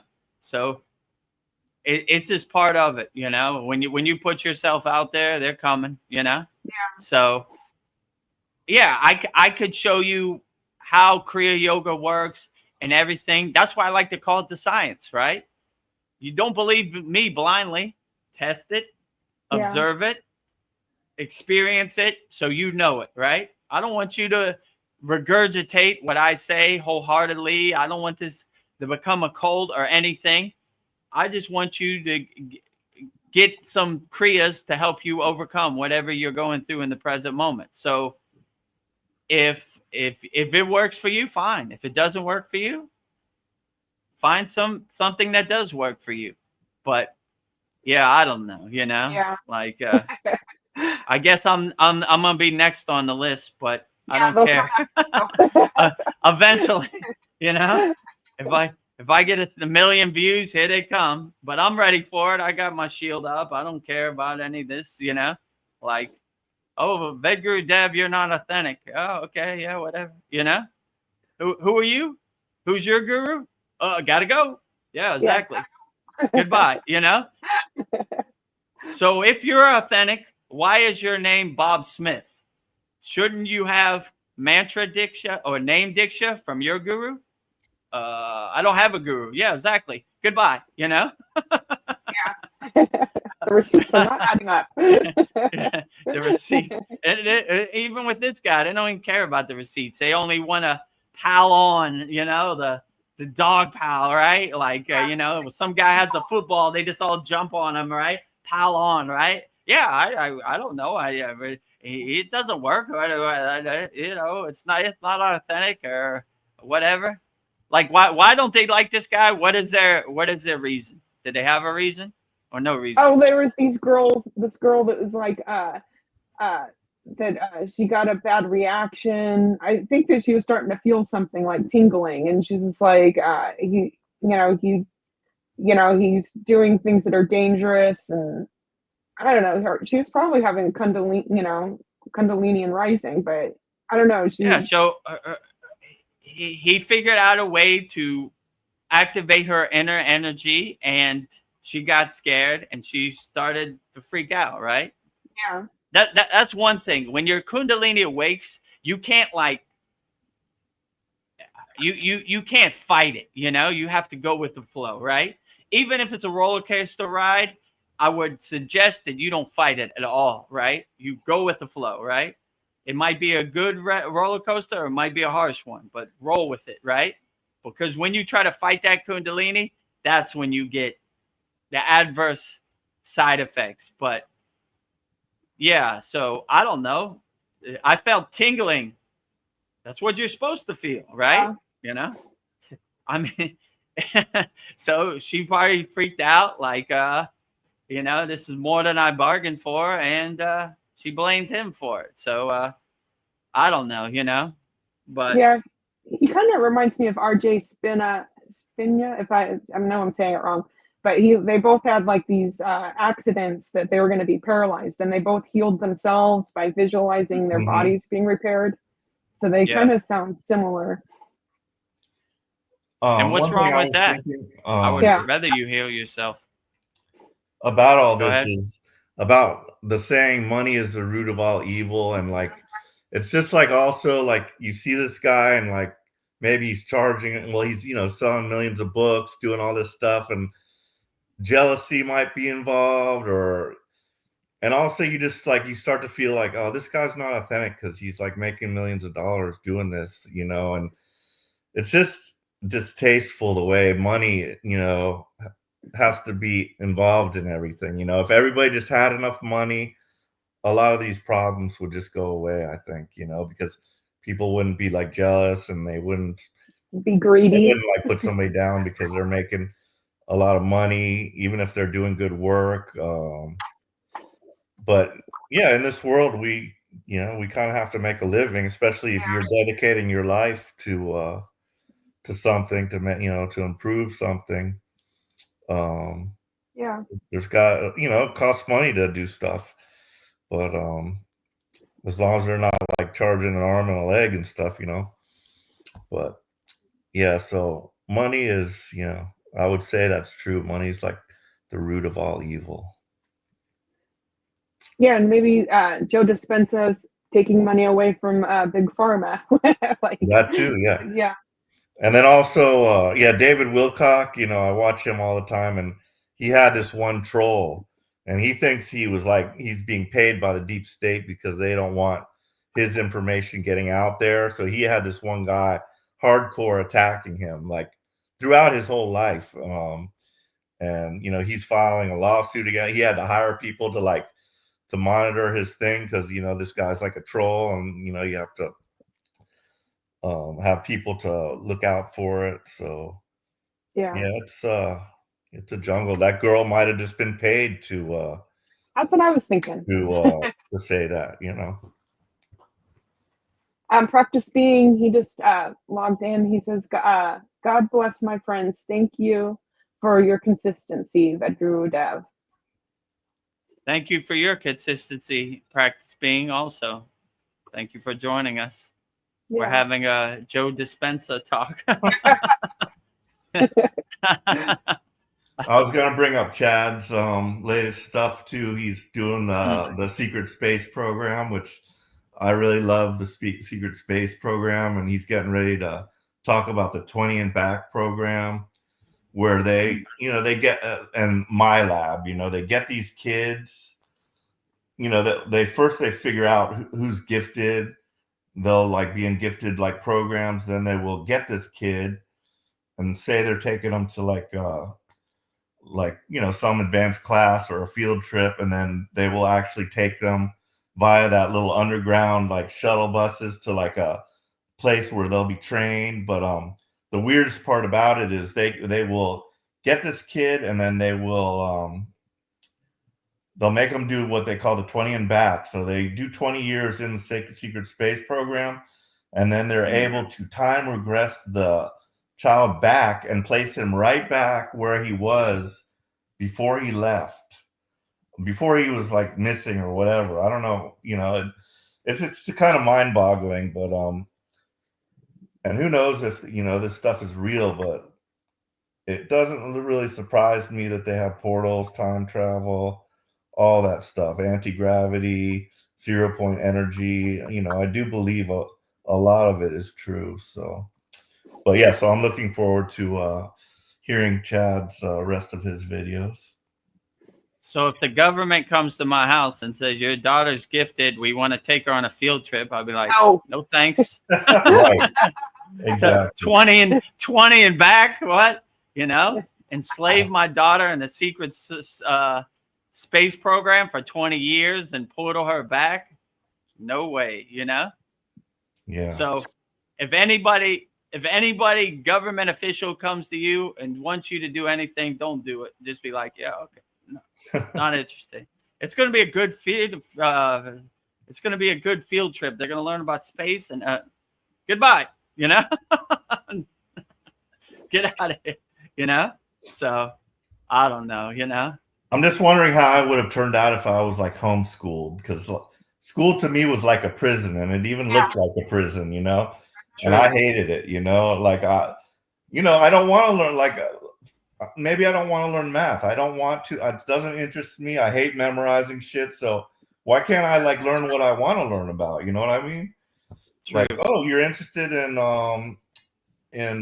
paleontology? Yeah. Well, you don't need math for that. So let's focus you on paleontology. You know what I mean? And also the bullying I went through. I wouldn't probably experience that. That really gave me a bad, confidence problem for a long time. And, I think the homeschooling is a good way. And when, my new son gets here, we'll probably put him in school, but I'm going to be monitoring it. But it's mainly just because I want him to be with other kids, American kids, and get, acclimated to that. But I'm afraid if I homeschooled him, he'd be socially kind of, isolated. But some of the yoga girls do homeschool, and they have programs. They take them out to this farm and stuff. So, but yeah, I definitely think the education system's broken for sure, and they just brainwash you in there. Yeah, true. Condition you. How old is George Washington's wooden teeth? Who cares? How's that gonna uplift me in the present moment? It's not, right? I don't want your history to become my history, if you know what I'm saying. I don't want nothing to do with this, So like Veronica said before, I think it'd be a lot better. The schools were teaching you how to meditate, how to breathe, how to master your mind, these type of things. Do some light asanas to, help your physical body. More of a spiritual process in school, These are lifelong lessons that would help you to integrate into society and help you overcome, the conditioning, the anger, the jealousy, all these lower emotions. So yeah, we'll see. But they don't care about us. So I'm not trying to hope that they come and save us also, I'm gonna save myself. I'm gonna do my own inner work. I now have a question because of what Practice Being said about consistency and why it's important. I'd like you to discuss why it's important. And yeah, I don't know. It could just be personality types, but I'm a very consistent person. You'll find me at that yoga class. Unless I have an appointment or something, I'm going to be at that yoga class every day. And I like to be here as well. Sometimes I don't want to appear on camera, but that we all kind of probably have that sometimes. But I'll at least be on YouTube watching or whatnot, So I think consistency is very important. So what do you think about that? Yeah, I definitely agree. Consistency, having a schedule, having a daily practice, a way to integrate these kriyas into your practice is definitely a true blessing, because you don't have to feel your way around dark. You already kind of know, okay, I wake up at this time, I do this practice at this time, I do this practice at this time. So you kind of already have it laid out. When we were in the Himalayan mountains, we kind of had a schedule. Sun comes up, I bathe in the holy lake. I do my asanas. Then I do my pranayama. Then I do my meditation. Then I do some bhakti. So you kind of know where you're going, so you don't have to kind of guess. So yeah, I agree with you. Having discipline, and your whole life, your ego has almost been like your slave master or your boss, right? But when you really start practicing Kriya Yoga, you start taking control, and because your ego hates Kriya Yoga, right? Even me at this point, I wake up at 6 a.m. Oh, come on, let's go back to bed. We don't have to do that today. Oh, today's the full wheel pose. Oh, that full wheel pose, that's painful. Can we skip it today? No, we're doing it. We're gonna go. We're gonna go. We're gonna do it. You know, we're gonna go into it. You know, and you begin to really take more control. And that little devil on your shoulder, you kind of don't listen to him at all. Like, no, I'm gonna do this. I'm committed to doing this. I'm gonna do this wholeheartedly. And if you don't like it, too bad.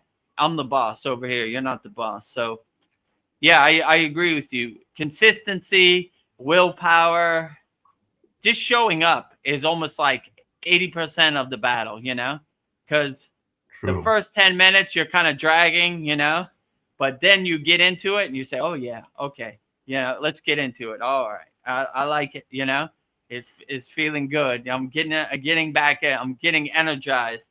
I'm activating myself. So, yeah, I agree with you. Having that discipline and willpower and that right mindset really helps carry you as far as you can. But also, if you have some obligations, like I wouldn't quit your job so you could practice Kriya yoga all day. I would have one foot in and one foot out. So I would figure out a way to the practices or the Kriyas that really uplift you to integrate those into your daily life. So it carries you through the day. So even though you're not sitting on your meditation cushion, you're carrying that meditative state 24 hours a day. You know, even though you're not doing the pranayama practice, you're breathing slowly and gently throughout the day. So it's all these practices are carrying you and you're integrating them into your daily life. So yeah, I would definitely try to integrate as many kriyas and practices, and these are lifelong practices that help carry you through your life. So if you integrate them in your life, you'll live a more calm, peaceful, happy life, you know? Yeah. So Yeah, do you think these are traits that we're born with, or it can be cultivated by people? I'm just wondering why sometimes there's not a lot of participation or whatever. Maybe it's just that people are too busy. I know that that is like the deep state's whole game. They want to have you so busy that you do not have time to think about what's going on or even question why they're doing this, why they're doing that. Yeah, so I don't know, just how to Yeah, get. I would say what my guru told me. My guru said, Vedagurudev, you're a master of distraction.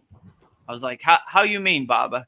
He's like, your whole life you've been carrying around all these things that have no meaning, like George Washington had wooden teeth in 1825, and how does that serve you in the present moment? It doesn't. It's just other people's narrative are becoming your narrative, and you start identifying with these things like I'm American, or my football team is better than your football team, on and on and on. And you realize none of these kind of things serve you in the present moment. So you kind of start taking the trash out to the curb and just not carrying that trash no more. So all these distractions that you've accumulated in your life, Kriya yoga is a good practice to kind of start detaching and letting it go and see, I'm going to focus on what serves me in the present moment. I know they want me to take the bait. They're stealing my attention. They're farming my attention. I don't want to give it to them, you know? How does this serve me in the present moment? This is a good affirmation for everybody. How does it serve me in the present moment? It doesn't, right? Like you could say 95% of the stuff out there in the world, you could say that about. Like it doesn't serve me, you know? I know they want me to be distracted. They don't want me to do my inner work. They they hate spirituality or yoga or whatever spiritual practice you have. It's woo woo mystical to them, but who cares? You know, I I don't want my slave master's narrative become my narrative. Like, let me tell you a story about the moon. No, thanks. You know what I'm saying? And why would you? Some people, they're so lazy that they just are so tired from work that they just regurgitate whatever's on the news. And that's their overall plan, right? Do not think we've done all the thinking for you. Only regurgitate, regurgitate, regurgitate, regurgitate. So, but being aware and being awake of their playbook or their 3D chess is pretty much most of the way home. Like I said, when they say go right, I go left. When they say this guy's dangerous, I say he's probably pretty good, you know? So whatever they're saying, I don't want to regurgitate the habitual liar's narrative. Liars are going to tell lies, you know? So anybody is trying to help you do your inner work or do better, why not, you know? And if he charges too much for you, don't buy it, you know? Yeah. That's why we have the Kriya Yoga School, the free one, right? Right there, freekriyayogamasterclass.com. I don't want money to be a barrier to entry for you to get help. Go in there. There's, I don't know how many free members we have, 350, right? And go in there and get some help. We'll give you some basic techniques. If you want to go to the next level, you know, we have a paid school. If you don't, it's perfectly fine, you know? No pressure at all, right? But at least get some help, right? So, and if it's not for you, if it doesn't resonate with you, then go to some other spiritual tradition or get some help from somewhere else, you know? But get some help, you know? And the only person that could save you is yourself, you know? No one's going to do the inner work for you, you know? They're always trying to sell you some stuff that's making you happy. But if you realize happiness is inside you as you, then you don't fall for their bait or their trap, you know? So I think it's kind of funny. Like, he's not real. He's not authentic. Really? When I thought about it, what is authentic, right? Yeah. Oh, this Big Mac, it tastes so great, right? It's the greatest hamburger ever made, right? No, it doesn't. It tastes cardboard. Not authentic, right? You could say that about any marketing on TV, right? The iPhone 16 will make you happy. No, it's not. It's a piece of plastic. Happiness is inside me as me. You know? Apple's not authentic. You know? What couldn't you say? I mean, you could say it about anything. The president said he was going to release the Epstein list. I haven't got it yet. Not authentic, you know? So if you really think about it from that perspective, what is authentic? It's all Maya delusion, as they would say in yoga, right? All this is a monkey show. It's a clown show. I don't believe none of it, right? A non-authentic person is going to try to tell me what's authentic. This is the craziest thing I've ever heard, you know? Like, these aren't real Kriya yoga techniques. Okay, show me what is real, you know? Gotta go. Yeah, get out of here. So, you know, so you begin to see the Wizard of Oz behind the curtain, right? I don't want other people's narrative to become my narrative. And I'm trying to take authenticity from non-authentic people, right? My guru used to say, how would he put this? A non-realized person can't tell a realized person how to be realized, you know? It just doesn't make sense, you know? Like, so use your own discernment and use your own discrimination, what is real and what is not real. But I agree with Paul. There's so much distractions out here. There's so many psyops. There's so many meteors hitting your atmosphere all at once.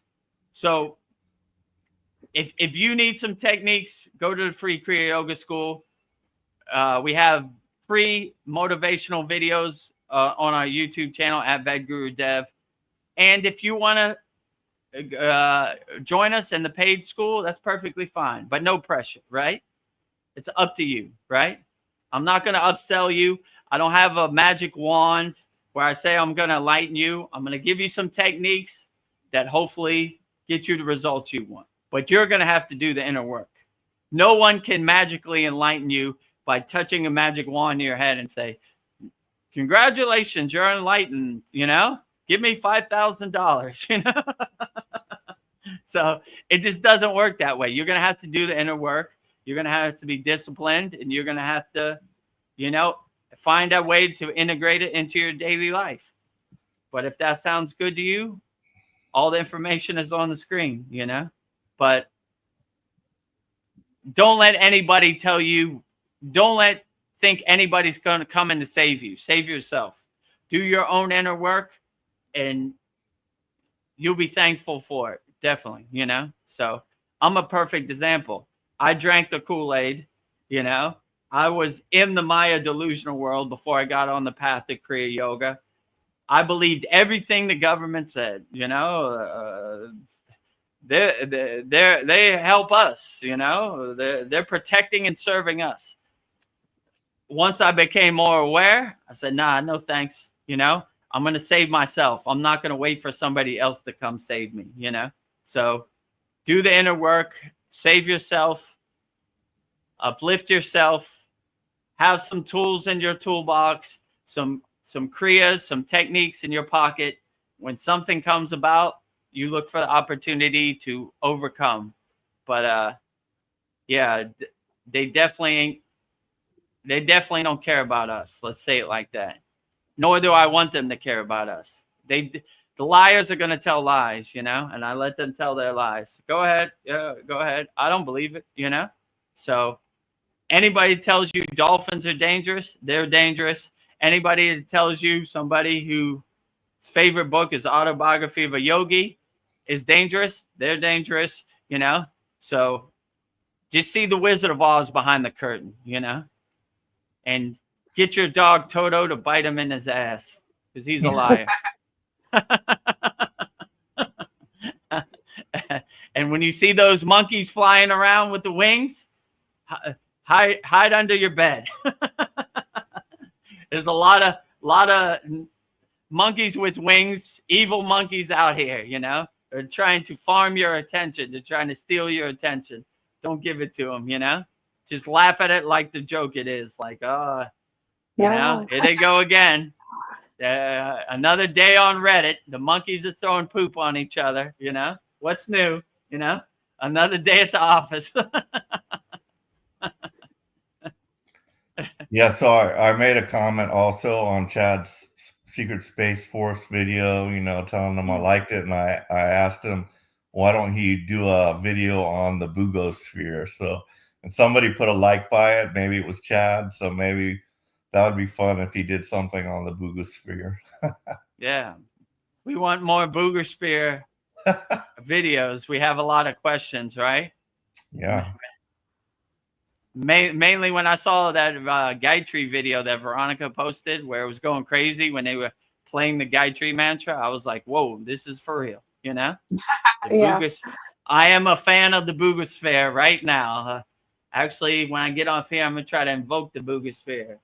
Bugosphere, if you're in the sky in Thailand, I'm calling you, you know? I have Gayatri. I got Gayatri warm and ready to go. I look for an opportunity. About a month ago on the Satsang, somebody said, Vedagurudev, can you say the Gayatri mantra? And I said, I thought you would never ask. I look for every opportunity to say the Gayatri mantra as much as possible, you know? So, Bugosphere, if you're in the sky, I got the Gayatri mantra ready to go, all right? I'm not going to try to capture you. You can sit over there. I'm just enjoy your energy, you know? Yeah, so they're in the Maya delusional world, they're going now after Obama hardcore. And I love Tulsi Gabbard. I don't know if you all know who she is, but she's like a senator from Hawaii. I think she was promoted to, like, I can't remember what her title is now, but she was a senator. But she's got this white streak in her hair that I really like. It's kind of weird. Yeah, I know that. Yeah, so, I know who you're talking about. Yeah, I really like her, and she went after Obama hard. You know, like they're coming after Obama now. You know, she used to be a Democrat too, right? Now she's I think so. Yeah. But I really Yeah. like her. I can just I can feel, somebody's energy. When I see her, I'm like, Yeah. she's genuine. I like her. I would vote for her. But Yeah. like, hopefully Lucy won't pull the football again. But I think she's actually Hindi or her. I saw something. She was talking about the Bhagavad Gita. Like I think she's. I don't know. I have to research that, but could be. yeah, she might be like half Indian, or I Yeah, don't know. Maybe I'm off on that. Maybe could check. be. You know, so but yeah, these people are civil servants. They should help us. They should fight for us, not fight for big pharma or the military industrial complex or none of that. They should fight for us, right? So if you're a cockroach out there, I used to like when my father would say, he said when the C word happens, he goes, I like it. I go, why? He goes, because the the light is on the cockroaches. When you go in the kitchen in the middle of the night and you turn on the light and you see the cockroaches, that's what it is, right? If you're out there, you're lying, you're hiding, you're hurting children, you're doing whatever, we're coming for you. We're whoever's holding up the black flag, your days are numbered, right? No evil, helping people, loving people, being kind to people. I saw that Trump said no more war when I get in office. So let's get it going, Let's do it, Let's anybody who is doing anything illegally or helping the elites or whatever they're doing, we're shine the spotlight on them, Whether it's Obama, it's Republicans, whoever it is, Let's get it out there. I want to know, right? No more. I want disclosure tomorrow, right? No more Lucy with the football, like Paul said, right? Charlie Brown, today's the day we're kicking the football. And if I have to teleport myself and hold Lucy, come on, Charlie Brown, kick it. I can't hold it much longer. Yeah, there we go. We got it. Touchdown, field goal, Charlie Brown finally kicked the field goal after hundreds of years and no football kicking. We want a field goal today. So give us that field goal, Charlie Brown. No more pulling the football. No more thinking for us. That's what I hate the most, right? Yeah. I can't tell you about aliens. You're going to jump out the window. You're such a stupid NPC. You're going to jump out the window. Give me a try, That's how they look at us. I mean, that's ridiculous. You work for us. Tell us everything. I want to know everything. Well, I can't give you the Epstein list. No, I want it now. I want to know about aliens. I want to know everything, right? Everything on the table. Don't gatekeep anything from me. I want it all. Give it to me. I'll use my own discernment and my own discrimination and decide what is right, real, and what is not. I don't need you to be my gatekeeper or my slave master. Let me tell you a story about this. No more stories. Tell it to me straight, And if I choose to jump out the window, that's my own free will. But I don't need you to gatekeep it and childproof any of this information for me. Let Charlie Brown kick the field goal, right? Kick it right now, kick it. So I don't know. I'm not in control, but hopefully this is a good wake-up call for everybody, right? Like, they don't care about us, They look at us like sheep or slaves or food eaters. They think we're so stupid we're going to jump out the window if we see if there's an alien. So don't trust them at all, For sure. So, Tulsi Gabbard, she became the first Samoan American and Hindu American member of the U.S. You're right. Oh, there you go. Nice. Yeah. I think I did see something. She was talking about Krishna and the Bhagavad Gita, and I was like, yes,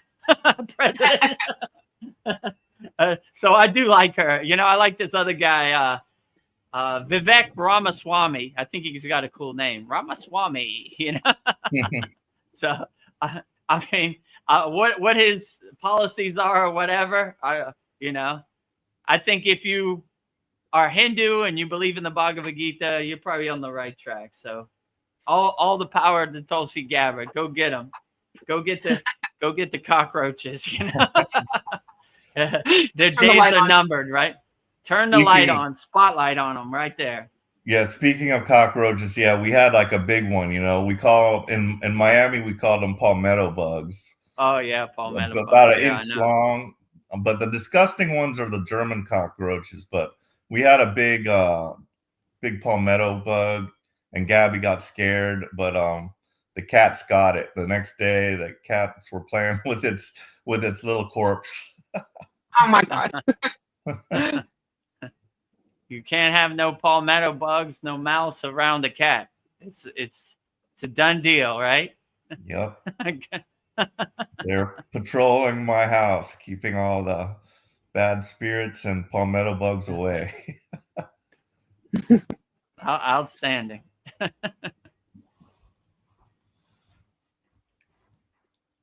Well, I like what you said about consistency, because I look for people that, I don't know, I feel like consistency is integrity too. And like, okay, this person's gonna keep showing up for me. So that's a good thing to have. It's just like you follow up, you keep doing it. And I don't know, like somebody with natural born ability, and then somebody who just does the work every day. The person that does the work isn't going to succeed, not the person with the talent that does nothing with it. So I think consistency is important. Yeah. I mean, I'm a living example. Like I just did the inner work. I just committed to it. I had the discipline to do it, you know, and here I am. But I'm no enlightened yogi from birth or come from no yogic family. I just integrated the techniques into my daily life, and here I am. So I just showed up every day. I just have that energy. I don't give up, right? No matter what happens, I don't give up, you know? Yeah. No matter what happens in my day, I still post the Babaji quote on YouTube, and I post like a satsang excerpt, like edit out of these. So it might be a little late or might be a little early, but I'm still coming, you know? Some days I'm like, all my energy is spent, right? By whatever, 11 p.m. But I was like, oh, I didn't get that Babaji quote. Oh, all right. We got to do it. People depended on it, right? You know, I don't know who's going to see this. I can't give up, you know? Like, so no matter what happens, I always try to show up and never give up, no matter what happens. And I always think of that. No matter if it's the end of the world, don't let anything shake your samadhi. So, like I always say, if I could do it, anybody could do it. So I'm no supreme enlightened yogi or any of this stuff. I just did the inner work, you know? And if you don't know how to do the inner work, just everything's on the screen right now, you know? So yeah, I like when my guru said, I said this many times, so if you heard this before, I'm sorry. My guru said, when's the best time to plant a tree? Best time to plant a tree is 10 years ago. When's the second best time to plant a tree? Today. So if you didn't plant a tree 10 years ago, you could still plant a tree today. Let's get started. Let's integrate some of these kriyas into your life. You know, we have a free Kriya Yoga school, freekriyayogamasterclass.com. And if you enjoy it, you see the value in it, and you want more, go to kriyayogamasterclass.com, and we'll master the supreme science of Kriya Yoga. But yeah, if I could do it, anybody could do it. So I don't want anybody to say, I can't relate to Vedagurudev. He's a Himalayan yogi. I'm American just like you. I'm a Western person just like you. All I did was the inner work. So if you do the inner work, who knows? You'll probably be a better yogi than me, you know? So let's get started. Let's plant that tree, and let's get to work, you know? Money should not be a barrier to entry. We have a free Kriya Yoga school. Go there, freekriyayogamasterclass.com. We have over 350 people from all around the world practicing, so that's great. And we have a lot of people from India, so we get the thumbs up approval from India. So that's good, because they don't give the thumbs up to many people. So I'm good. Thank you for your support, India. And yeah, let's get to work, but no pressure. I'm not going to try to sell you a dream. You're going to have to do the inner work. That's the only way to get to enlightenment. No one can do the inner work for you. If it's not effective and then you don't get the results you want, just cancel, but I'm going to try to do my best to get you the results and for it to be effective as possible. So that's all is said. That's the end of my rant. As far as also consistency, like I've added the cold shower thing to my routine, and I like that. Good. So Yeah, I have not stopped doing that since I first said I was going to try it. And I like this new technique that I learned from the guy from Meditation Steps, Dada Sadananda. And, he said, put the cold water on your stomach first, so I do that, and that makes it a little easier. I don't scream as much, like I did when the water just hits my head and goes down my whole body. But yeah, just a little bit on the stomach for 10 or 20 seconds, and turn around, back, and then head. So that helps. But that I found a benefit from that, so I've added it to my bag of tricks, my yoga hacks, if you will, and I like it. Yeah, I would agree with you. When I bathed every morning in the Himalayan mountains and Satupon Lake, you called me Ric Flair when I got in that water. I was like, woo! But it's like the first 10 or 20 seconds, it's like that jump starting the battery. It's like, yeah, woo, but then once you get over that 20-second barrier, it becomes good. I mean, I don't know. I'm more moved around. I guess I stayed there for a couple seconds to get my bearing, and then I swam across. And they have what it's called. It's called the Trinity, right? The right side is Vishnu.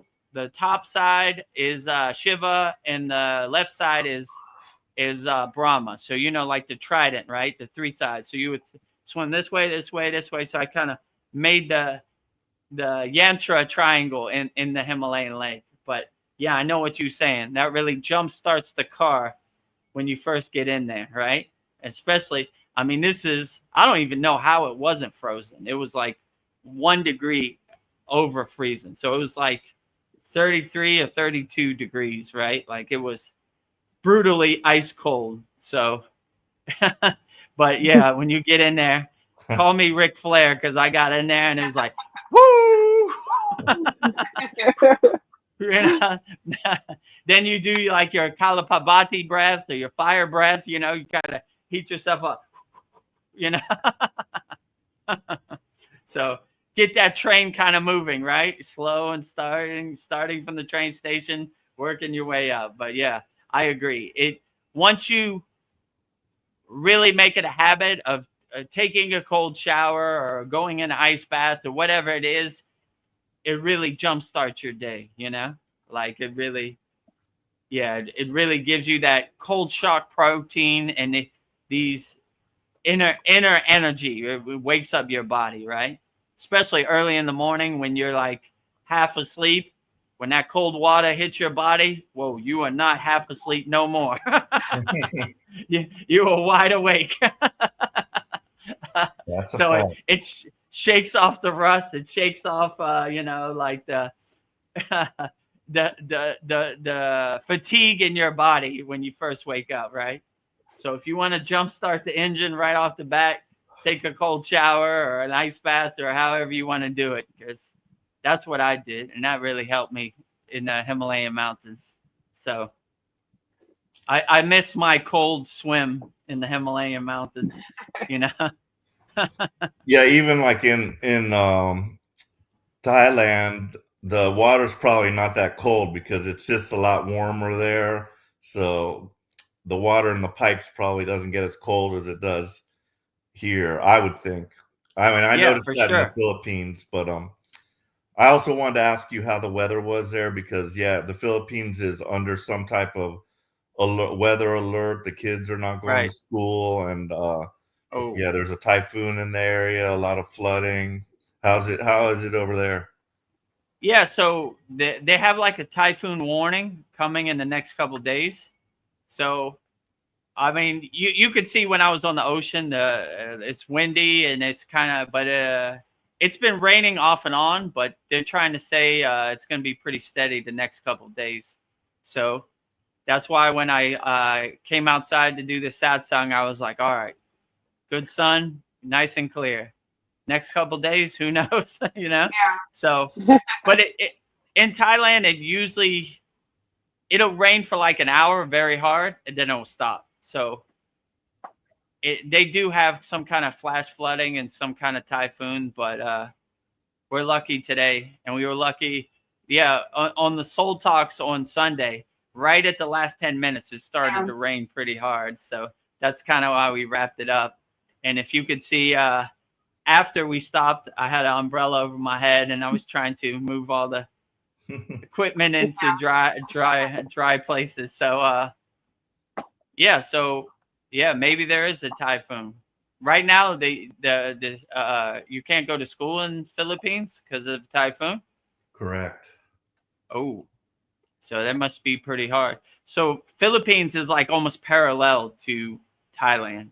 It's like it's out in the ocean, it's an island, but it's pretty parallel. So if Yeah. it's coming that way, it's probably coming this way. Or sometimes it's like a hurricane. It like goes up to like Vietnam or China. So or Hong Kong. It just depends. So hopefully it veers up.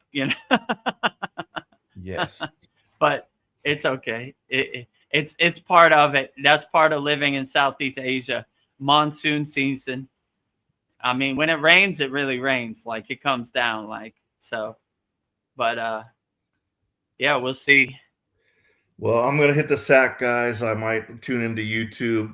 Last time I was like waiting for you all to put me to sleep. You all started singing, and I shot one last text off. I'm like, "You're about to, finish it," and I Oh, was like, "No, sing a little longer. I haven't got to sleep yet." oh yeah. We had to wrap it up. It's looking sketchy. Yeah, the Oh, I know. typhoon was coming. It was kind of a little joke. I was hoping it would give you guys a laugh. Yeah, I posted it at the very end. I don't know Yeah, what you. I saw it pop up real quick. I'm like, oh, they saw it. Good. Maybe they're probably Yeah. laughing about that. Yeah, we So laughed about it afterwards. so then I will see you at Saturday's class. Well, tomorrow we have a holy Yagna fire. Oh yeah, yeah. Oh Thanks yeah. for reminding me. Yeah, that's true too. Yeah, tomorrow morning we have our Yagna fire. Make sure you send in all your requests, or if you want to change it, or if you want to go in depth like Veronica. I think I'm going to do that this time too. Actually, Yeah, I need to give a write. we need a school games win in October, in end of September. So let me go into detail myself. That seemed to be pretty effective for Veronica. She got the Yeah, job she's looking for. Great. It's So probably time for me to update mine also. I've got a lot of stuff yeah, going on. yeah, yeah. So write on those. just email me at Vedagurudev, or you could send it in the school DM, however you want to do it. Will do. Good night, guys. Hi. And Good thank night. you. Thank you too, Paul. Thank you Thanks for being joining us. Sure. Thank you for being consistent and having the discipline to show up. My pleasure. Well, So how long have we been on here? I'm gonna 2 stretch my hours feet. and 18 minutes. Oh, it's about that time. Do you want me to play the Holy Yagna video? Talk about what we were talking about? Yeah, after I stretch my feet, we'll play it so people can know. Give me a second. Yeah. Windshield wipers. All right. Yeah, so what Veronica was talking about tonight, we have tonight for me, tomorrow morning for Veronica, we have a new moon holy yagnifier. And in the video Veronica is going to play right here, all of our members send in their problems and I read it out loud, or sometimes they want it private, and I burn it up in the holy yagnifier so it no longer serves them in the present moment. Like I said, Veronica gave me a whole 2 pages, went into great detail, street address, name of people, and when she went into that detail, it she I got got her what I request. wanted. So she got a dutiful employment. So if you want that and you want all your problems that no longer serve you burned up in the holy yagna fire, then go to kriyayogamasterclass.com and we'll gladly burn up your problems in tonight's new moon yagna. So this is the video from our last yagna fire. Number 1 on our leaderboard, Cal Spalding from Idaho Falls, Idaho, USA Public. Thank you to our beloved Vedagurudev for all you do in selfless service and all the time and effort and true blissful service in true spirit and heart of Kriya Yoga. You are. Vedagurudev, we appreciate you for making this Kriya Yoga school truly life-changing and a true blessing from Babaji himself to be a part of. We love and appreciate you always. Peace and blessings. May you enjoy this wonderful award on this wonderful day to praise and love our wonderful, beloved, loving, kind, peaceful, blissful Guru in heart of Babaji himself, which must humble thanks and much gratitude from all the Kriya Yoga School members in our hearts to yours. Thank you, Jai Babaji. And Kyle gave me this award and I printed it up today. So it says, happy, happy, happy Guru Purnima, above and beyond duty.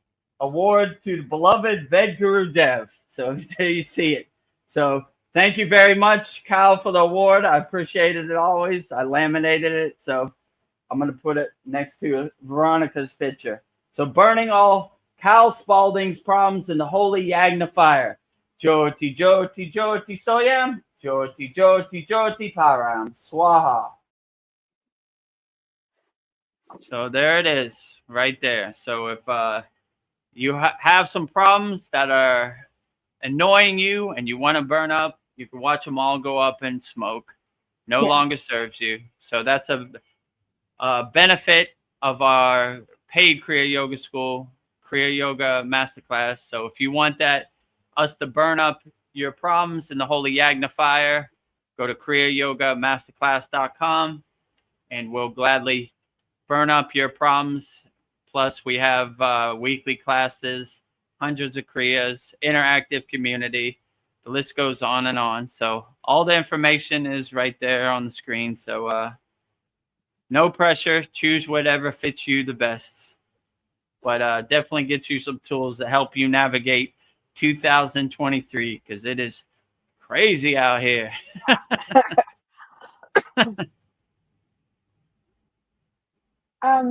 So I've been thinking about freedom and what it means, and I guess freedom to me means that nothing controls me, and I can be who I want to be.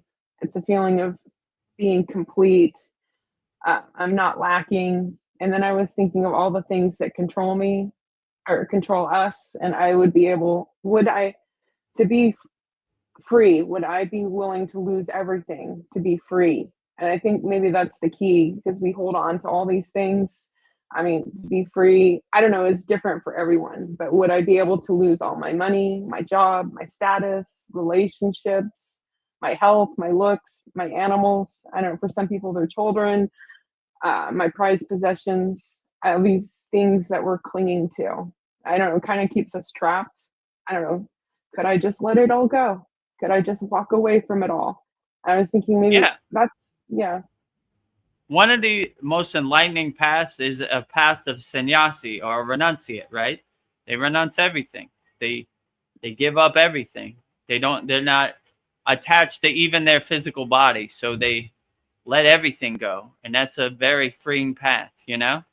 It has its other obstacles, like you don't know where your next meal is coming from, or you don't know where you're going to sleep at night, but it's a really freeing path because you don't have these attachments that you think define you. You just go with the flow. You do whatever you want. You're a free bird. So yeah, that's why most of these people renunciate all their stuff. They don't hold on to it no more. They just let it all go and go where the spiritual path takes them. So it's difficult for a lot of Western people to imagine, but it's highly possible.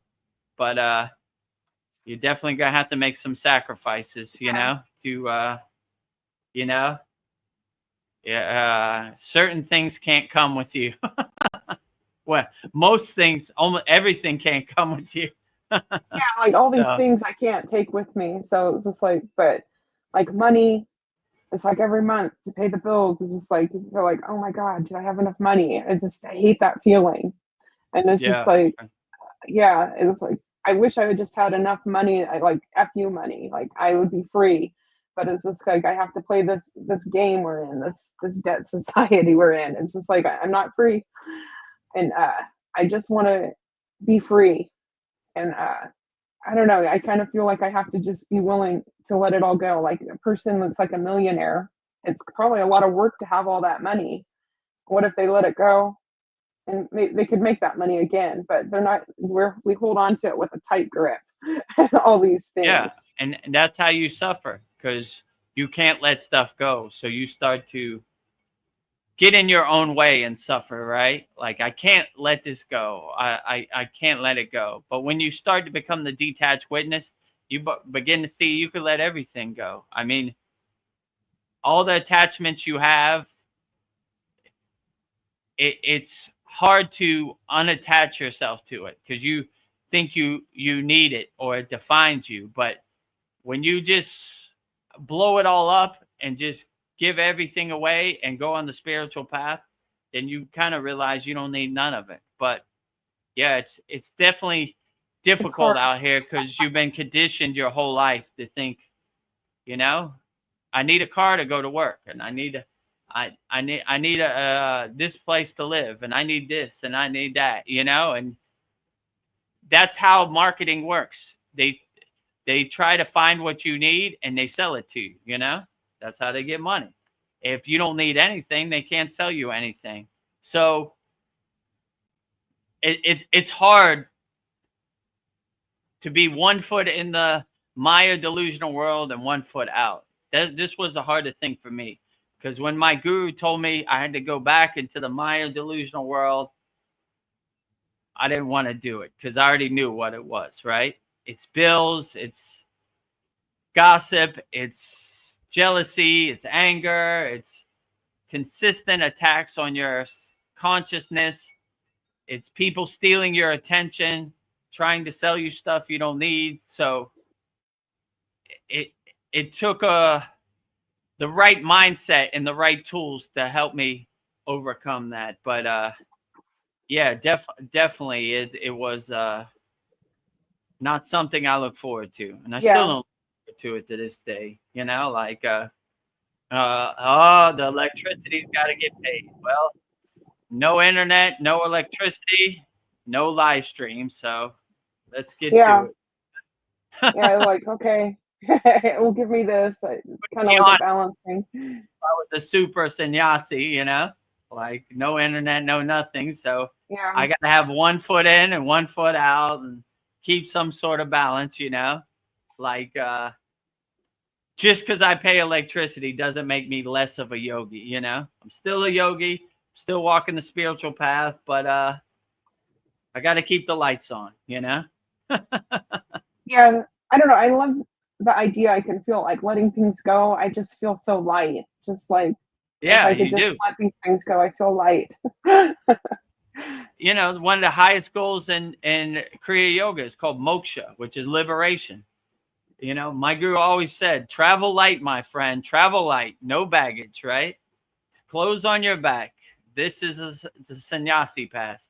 And my guru was a sannyasi. So, like, he walked the walk and talked the talk. He actually did it, you know? So, traveling light feels like a great thing, you know? When you show up at the airport with a big suitcase, packed to the rim, and, you know, it's too much baggage. You don't need Yeah. all that stuff, you know? Travel light, my friend. So when I take the divine flight, they're gonna ask me, where's your baggage, sir? I'm gonna say, no baggage. Clothes on my back. Traveling light. So it is super freeing, and it's a super weight off your back not to have all these attachments or all these things you need to carry. So Yeah. travel light as you can, my friends out there. Be a minimalist, you know, much I as was you just, can. yeah. I was thinking about my first apartment. I didn't have anything. It was like the bare minimum, and I just wanted to get things. I wanted to fill that apartment up with things. And now I think all this stuff is dust collectors. It's just like I Yeah. want less things. Like, yeah, like Yeah, less is I agree with you. In my cave, all I had was just me, myself, and I, you know, a couple other yogis, but I didn't collect them. They collected me. yeah, yeah. I You feel know, like you the less, have some ritualistic things in there, some pictures, or, you know, like an altar, but yeah, besides that, pretty yeah, bare minimum. Alone with your thoughts in the Himalayan mountains, doing the inner work. yeah. And I think like the less things you have, you like value them more. You like take care of them more instead of it's like yeah, that you appreciate the things that you do have, like the less that you have. I don't know. Yeah. Feel like less, yeah, less is more. You appreciate everything you have more. So yeah, Yeah, it's less is more, interesting. for sure. Oh, Paul, he just emailed you his updated Yagna request, just to let you know. Okay, great. When I get off here, I'll be sure to print it up for tonight's Yeah, Yagna Fire, yeah. And then tomorrow he says, morning in America. Jai Babaji. Jai Babaji. Well, something I don't know. I just like I have an appreciation for like at work we have a fresh watermelon on the salad bar, and I had Mm, it, and I was like the most delicious watermelon I've ever had. It was so sweet, and I yeah, was just thinking, oh yeah, and before we started, I had a handful of cherries, and they were really sweet. And I was nice. thinking, I don't know, like living in California. Sorry, I have access to all this great produce and Mm, fruit. And if I lived in Alaska, like fruit would be a luxury. And I think, yeah, you know, like, people take it for granted. They're like, wow, this is amazing. I have access to all of this. And yeah, I agree. I yeah, live in a place, Thailand, also. Pineapple, coconut, watermelon. Yeah, they have these guys who have like a motorcycle, and they have a sidecar, which is like a fruit kind of stand, right? So anytime yesterday I saw the watermelon guy, I got some watermelon, and it was glorious, right? Same thing. I was like, oh yeah, watermelon. What a beautiful thing, you know? yeah, Right? so Yeah. sweet. Oh my Coconut, god.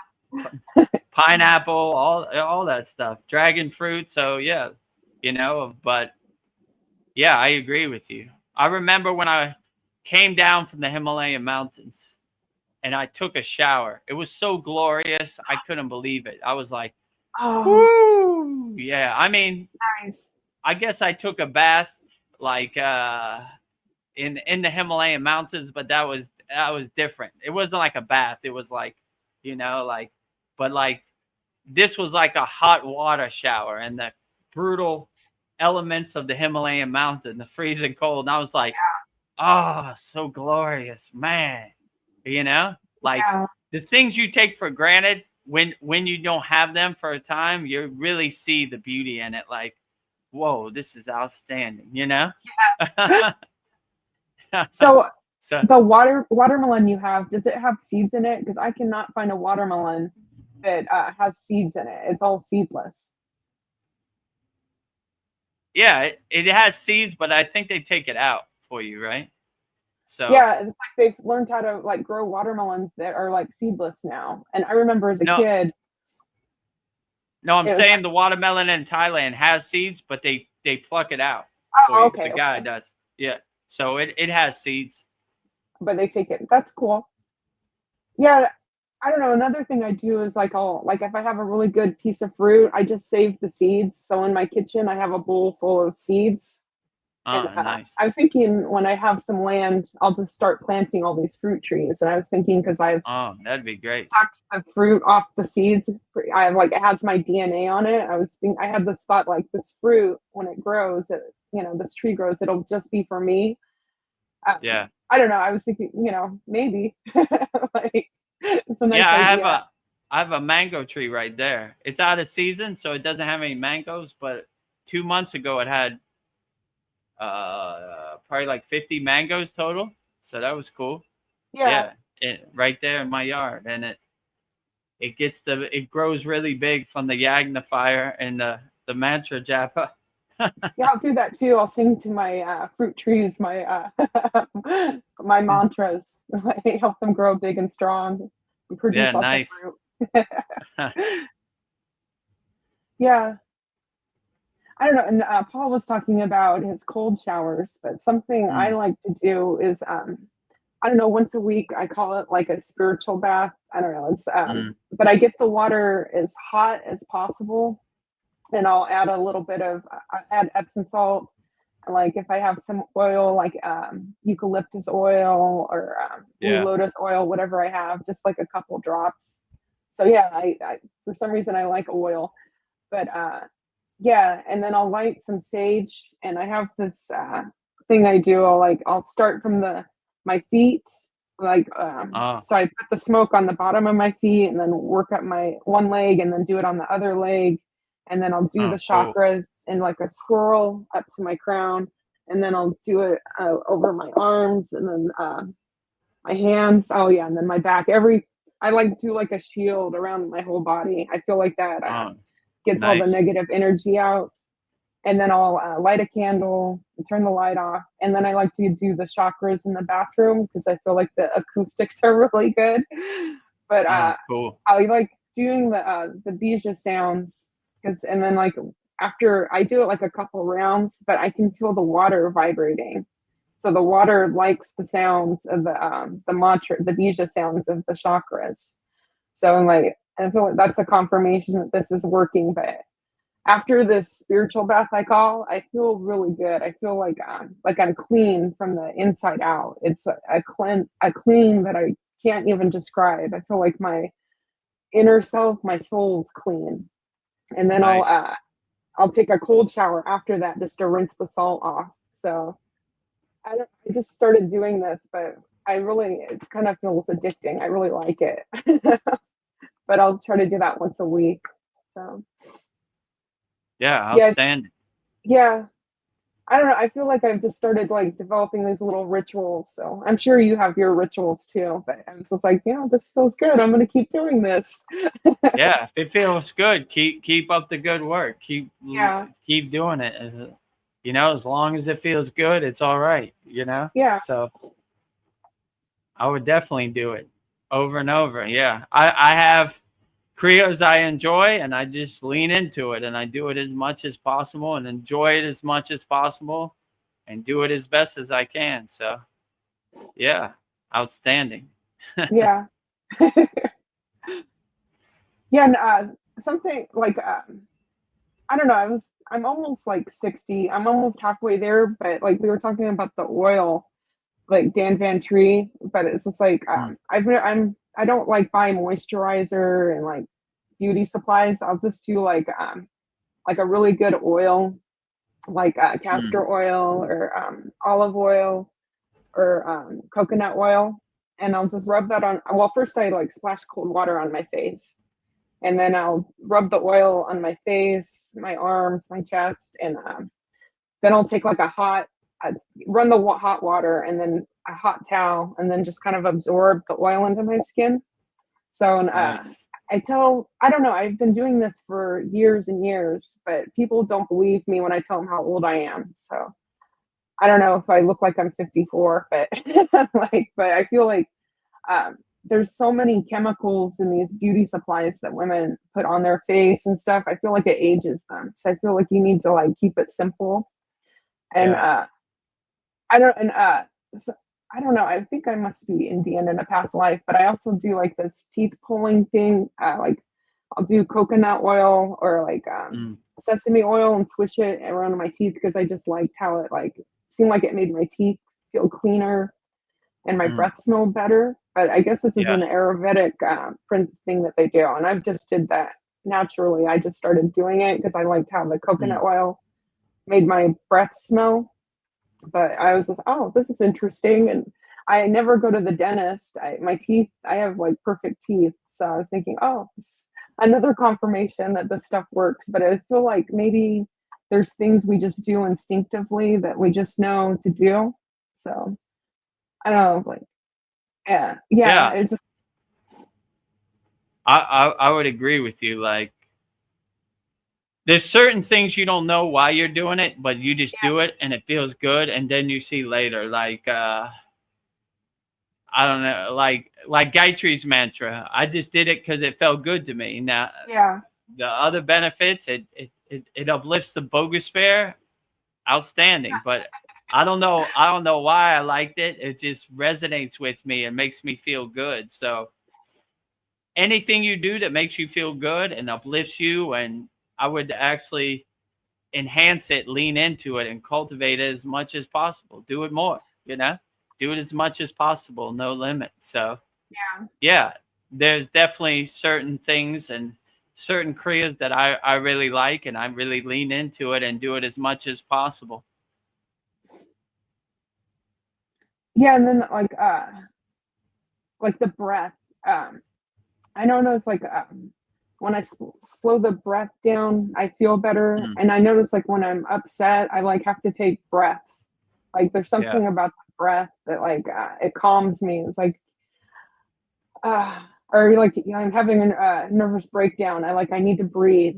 So yeah, I true. feel like yeah, Yeah, definitely the breath work, your pranayama that you do really helps carry you through the day and helps you overcome whatever emotional reactions you have. If you could just really step back from the TV and just breathe and find comfort in your breath, then you could overcome anything, anything that you're going through. If you just breathe slowly and gently and like lean into your breath, then you will definitely have the power to overcome whatever you're going through.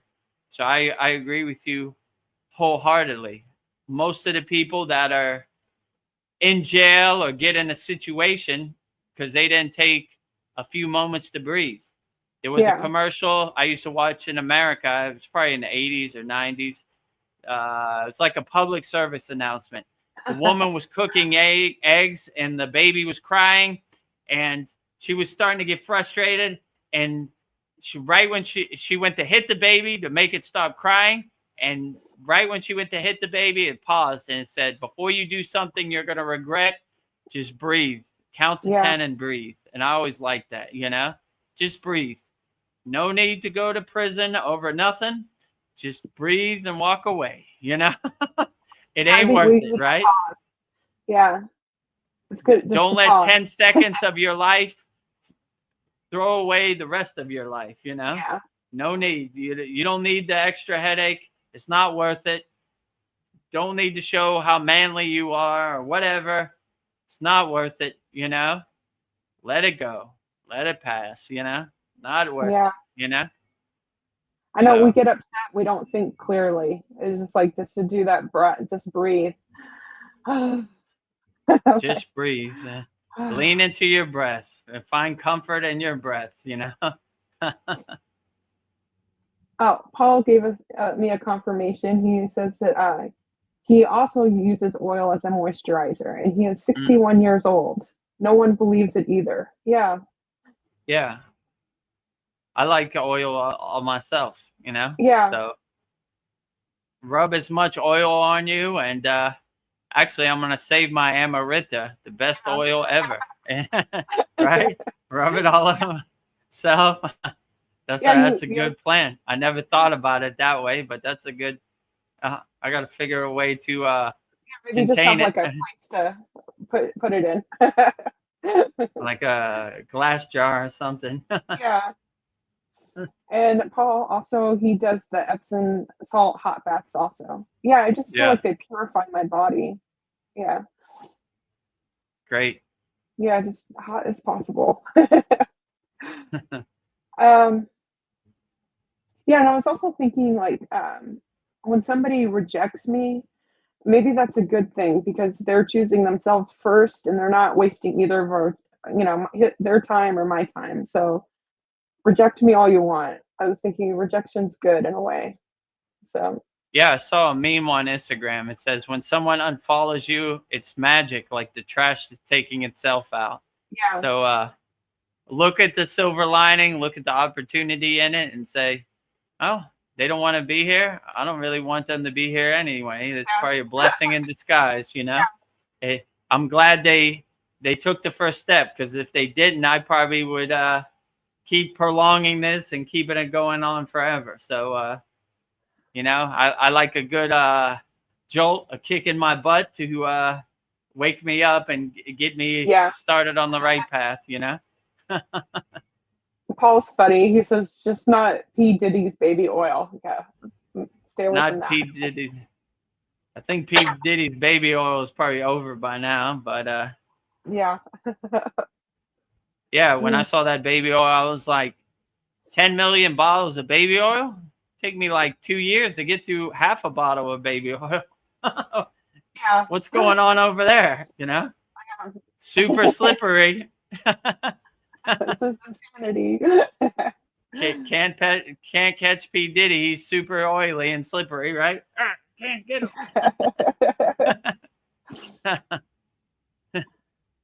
So, okay, like I've, I am a child of God. Can I think of myself as God? I get weird feelings that I am God in in my universe, but maybe I can be the most powerful version of me in the universe. I don't know if I am God. I don't know, like just like embrace it. Yeah, we are all a spark of God. Yeah. So yeah, I would just embrace it. I am God and God is me. In Kriya Yoga, we don't have dualism. We have oneness, right? Yeah. God is not over here and I'm over here. God is here and I am here. The wholeness, the oneness, God is inside me as me. The kingdom of heaven is within, right? So you don't need to go to somewhere. You just got to unlock it and realize it inside you as you. So you shouldn't let this conditioning or this what they call it, blasphemy, that the dogmatic church tells you, right? That's blasphemy. You can't call yourself God. I just did. God is me and I am God. So don't let their dogma become your dogma. I saw a bumper sticker one time and made me laugh. My karma drove over your dogma, right? That's funny. So don't let no one's dogma become your dogma. Just be like, yeah, whatever. I'm a free bird. Your rules, your gatekeeping, your guidelines don't apply to me. I call myself whatever resonates with me. So definitely call yourself God and uplift yourself and treat your body like an ashram or like a temple for God also, right? So always be a radio antenna for God. Always align yourself and center yourself with God. Imagine the pillar of light hitting the crown of your head, Yeah. aligning yourself with God. So yeah, always, because when you see yourself as a spark of God or as a part of God, then you don't have that dualism. You have that oneness approach, and you could kind of look at yourself and you treat yourself better, not as something over there, like something here, right? Like, I need to keep my temple as clean as possible because this is I don't want no distractions or no static on my radio signal to tune into God's signal. So if God gives me an audience inside me as me, my temple is clean and aligned and not scattered or frustrated or have any distractions. It's a line signal. Like Patanjali says in the Yoga Sutras, the line to God is not a straight line, it's a zigzag. So if you have some static or some distractions, just do the inner work to clear it out and make your signal alignment as straight to God as possible. So always see yourself as God. Don't let their dogma become your dogma, you know? Yeah. If you see yourself as God and you look in the mirror and you see the reflection of God inside you as you, doesn't matter what anybody else says. It only matters what you resonate with. So if you could cut out all those distractions and all those projections and all those narratives that have been projected onto you and throw them away and just do the inner work and align yourself with God as best as possible, you'll be perfectly fine. Yeah, I guess like all I need is within me right now, but and then sometimes I feel empty. I was thinking maybe that's good in a way, but everything is gone. I feel empty, and maybe that's what I'm aiming for. It's just like, I don't know, empty. There's nothingness inside of me. I don't know, but I'm still full, but I feel like like empty. Like I don't know if that makes sense. Yeah, if you're But empty, that is perfectly good too. No hoarding or no mental clutter, to no boxes in front of your door to God, you know, no dust, empty and clean, pure as possible. So empty is great also, right? yeah, I mean, when you get to these higher states of samadhi and these higher consciousness, it's all empty. There's nothing to attach to. It's pure and clean, you know, merging with the divine light. Paul So has a question. He says, is darkness a part of God? Do light and darkness need each other to exist? I think, this is a deep question. yeah, Yeah. So it depends who you ask. In the yogic perception, they would say, live in equanimity. There is no good or bad. There is no light or darkness. There's only oneness. So from that perspective, they would say it like that. But how can you know what good is when you don't have bad, you know? So you kind of need some polarities or to balance, right? So in my perception, the light kind of needs the darkness to balance it. Because if you just lived in the light 24 hours a day, you would take the light for granted. But if you have some polarities to balance you out, you better to choose your path, right? Like, okay, how would I know what the light is if there was no darkness? You wouldn't. It would just be light, you know? So you kind of need some perspective to kind of balance it out. So is the dark a necessary evil? Could be, you know? I don't know, you know? I tried not to think about it too much or attach myself to it, but I'm definitely not happy about how people treat each other out here in the world, no, war and yeah, murder, and you know, but maybe that's something I need to balance myself or give me perspective, like learn from other people's mistakes. Like I don't want to go down that road, you know? I'm happy right where I'm at, doing my light work, being a light being. So you know, so yeah, it gives you some perspective, you know, like been there, done that, you know. So this is more like a, how would they say this in yoga? Like a new soul thing, right? I need money. I'm going to hurt people. I'm going to get it no matter how I can. The more your soul becomes older and refined, it's like aged cheese or like fine wine, you know, like it comes refined, like, I've done Mm-mm. that before. I'm not going down that road. Yeah. No way, No, thank you. you know? No, thank you. I've come too far on this path to go backwards. I'm going forward, not backwards. So you become more wise. And in yoga, they call it jnana, which is wisdom. You have that wisdom, like, I know where that path leads. No thanks, you know? Not for me, you know? That's why I feel like even if somebody gave me $5 million to hurt a child, I wouldn't. Like, no, your money's no good over here. No, not No. doing anything to an innocent soul, a pure soul. No way. So you begin to see who's fighting for which team, you know, by their actions. So I try to be a living example to fight for the light, for the fight for the white flag. So yeah, so Nice. yeah. So, okay. Like, here's a question. Like, what role does personal growth play in aligning, like our pure energy with ourselves, our true selves? I guess, like, I don't know. I feel like our personal growth works hand in hand with this yogi path to find our true Yeah. selves.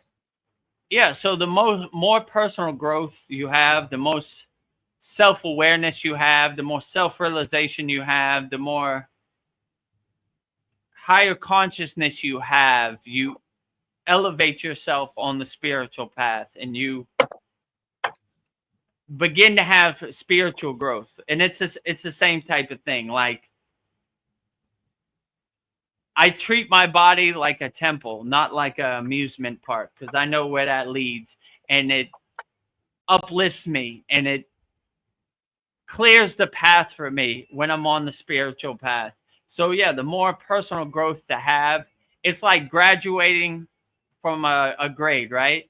You're on 8th grade, you graduate to 9th grade. You go to 10th grade, you go, you know, then you go, you know, you graduate high school, then you go to university. So the more steps you make in personal growth, the more you elevate and evolve your soul, and your soul grows and you have more wisdom and more insight or more realizations on the path that really help elevate you and get you to the next level on in spirituality. So I would definitely say it goes hand in hand. Yeah. Like with spiritual growth, you get to a higher vibration, but you can't have spiritual growth and be on a higher vibration. You need to learn the life lessons, walk the path, and really elevate yourself and see what the lessons in it are. So if you see even a bad situation as a good lesson for you, then you're having spiritual growth and you're elevating yourself. So you can't elevate yourself and get to a higher frequency by dwelling in lower instincts or lower emotions, anger, guilt, jealousy, um, I don't know, on and on and on. Yeah. Desires. So like you have to overcome those. You have to climb those mountains to get to a higher spiritual level, right? And it's almost like a breath of fresh air when you overcome those lower emotions, because most people are stuck in the hamster wheel of those lower emotions. But when you cross the bridge of your heart chakra and go to the higher spiritual chakras, then it's like a breath of fresh air. Everything's way more vivid and more profound and dynamic, nature and everything. And you appreciate yourself for the inner work that you've done, the hard inner work that most people are never going to get to. So yeah, I would definitely say your spiritual growth works hand in hand with your higher consciousness and your self-realization. So do the inner work, grow your spirit, go spiritually as much as possible. These are important things, and who knows where you'll be led to. Yeah. Yeah, like even when bad things happen, I think this is happening this is all happening for my higher good. This is there's a lesson here. So yeah, and I don't think this Yeah, world's meant to be easy. So like I would agree. I mean, it is definitely a hard gladiator school. This 3D physical world, this dense Maya delusional world is definitely a hard school. Gladiator school, I call it, right? yeah. Fighting on the front line, and my God is better than your God. My flag is better than your flag. My football team is better than your football team.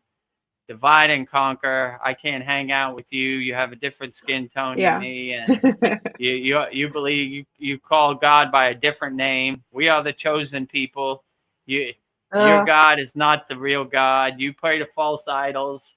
On and on and on and on and on and on and on and on and on and on and on. You know. So if you could break out of that hamster wheel, that is a true blessing.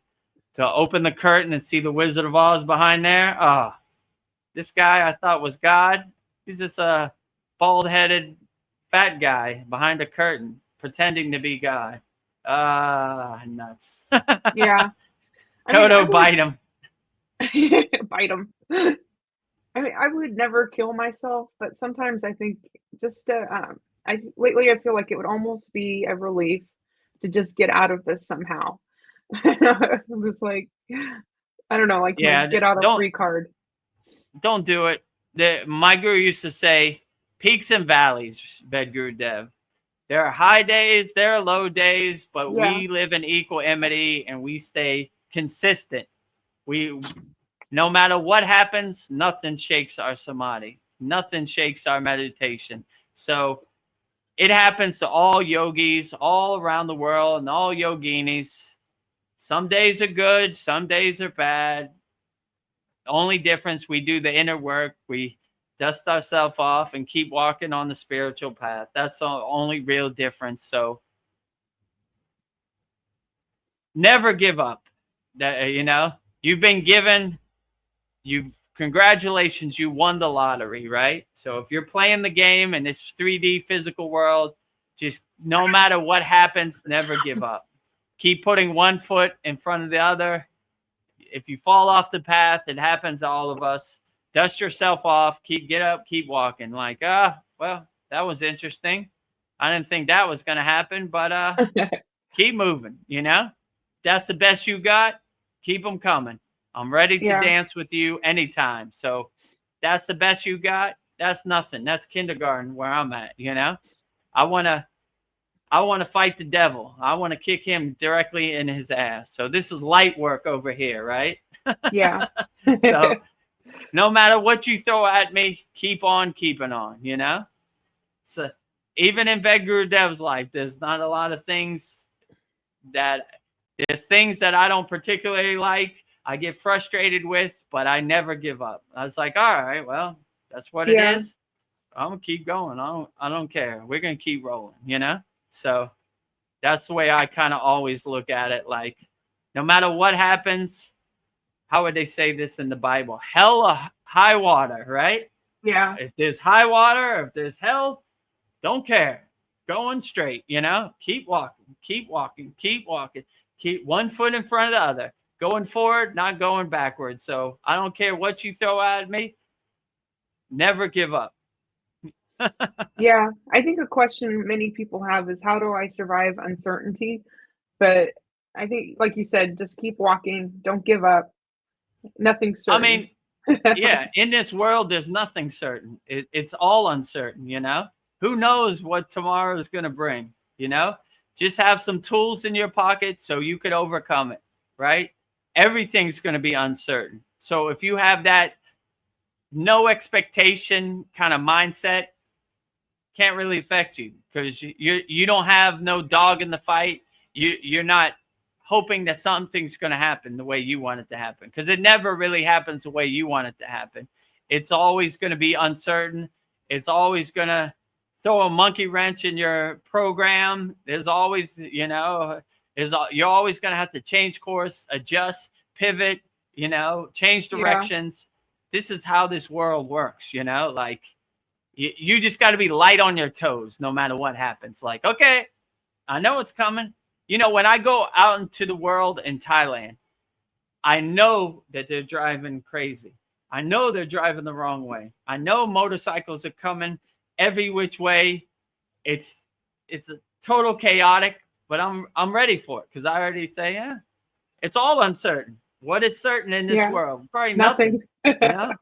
So if you have that perspective, like nothing's really going to happen the way I want it to happen, it's going to happen uncertainly, for sure. The way it happens, they're going to be driving every which way, and it's going to happen. You know, just prepare yourself for the uncertainty of the crazy Maya delusional world, because it is definitely uncertain, and it's definitely not going to play by your rules and happen the way you want it to happen. It's just going to be totally crazy out there. So Yeah. just get your mind right and don't be surprised by anything. Like, oh, well, that was uncertain, but it's all uncertain. So Yeah. I didn't have no dog in the game, or no, you know, I didn't have no expectations. Right? It's, you know, and one thing you could count on, the world's going to be uncertain. So just go outside like that. It's all uncertain. Yeah. I can't narrow it down, or it's not going to happen the way I want it to happen. So I just let it play out the way it plays out, and kind of be the detached witness in the movie theater. Like, that was interesting. Man, Kramer usually comes in the front door. He came through the back door in Seinfeld. I don't know. Hey, it's crazy. It's different today. You know? That's how I used to watch Chad's videos. Sun over here, sun over there. Two suns. Uncertain. Who knew? Yeah. You know? I'm not attached. I'm open to two suns. Not attached, to detached witness, and just watching the clouds pass in the sky, and water under the bridge, and, you know, these type of things. So, yeah, it's all uncertain. So I wouldn't try to make sense of it anyway. It's totally chaotic, delusional, distracting, all of the above. So I would just let an uncertain world be uncertain, you know, and just be the detached witness, and get your popcorn and watch the movie. Watch the clown show. Watch the monkeys riding around their bike on the circus, you know. No attached to any outcome, or no certainty, because it's never certain out here, for sure. Yeah. Yeah. I'll stretch my feet 1 second. Yeah, stretch your feet.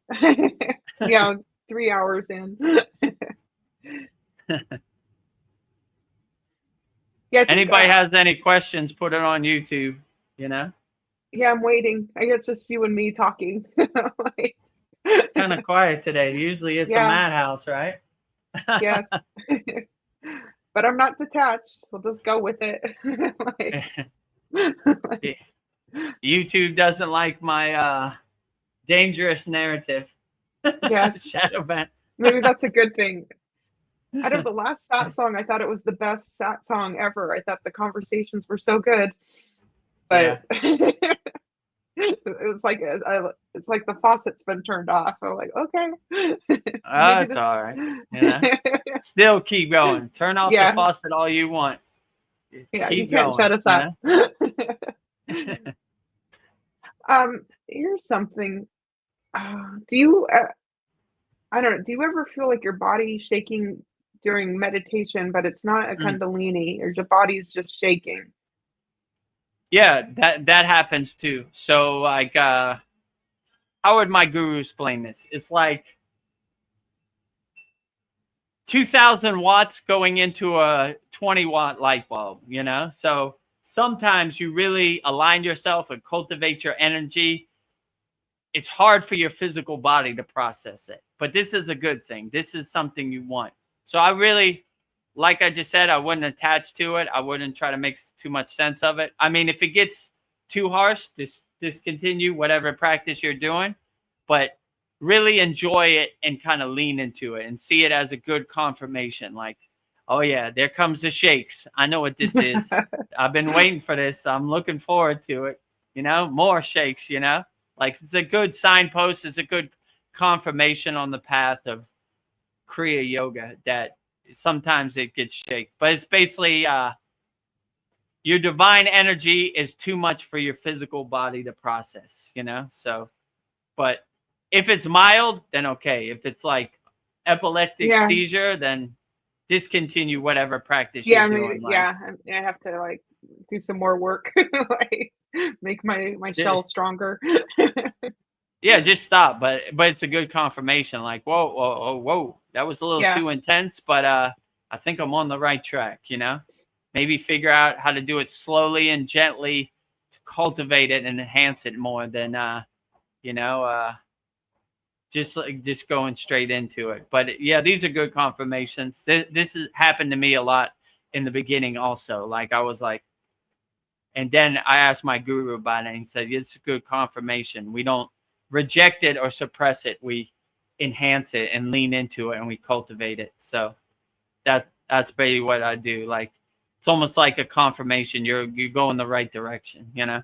So this physical meat suit, this junk car can't handle all this divine energy. Good. and does I'm your not attached to it either. yeah, not attached. Let it go.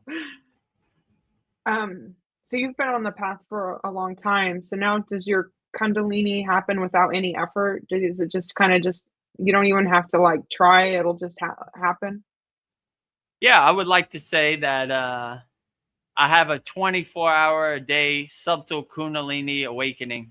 So I would like to think that it's always awake. And you know, all of our practices in our Kriya Yoga Masterclass are bringing our energy up, waking the Kundalini, telling the Kundalini to open its hood on your crown. So, yeah, I would like to think I've done enough inner work that my Kundalini is running in the background 24 hours a day. And hopefully it never goes to sleep. It's always kind of awake and aware. So, Yeah.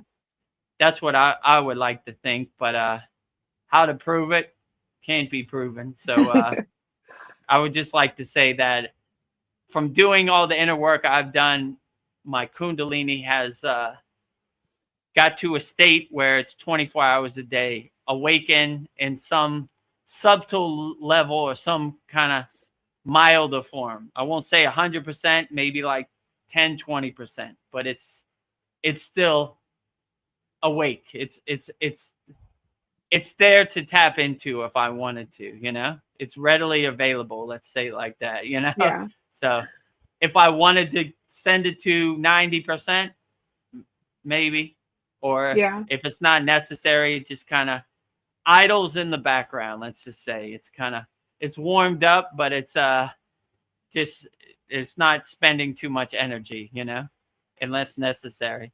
So yeah, I like to think it's on 24-hour a day loop in the background, 10% or whatever, Yeah. 20%. That's good. Well, I don't know. I have to be up early for this whole Yagna fire. And I don't know. I was thinking maybe we can wrap it up if you're open to that. Yeah, Like, sounds good. okay.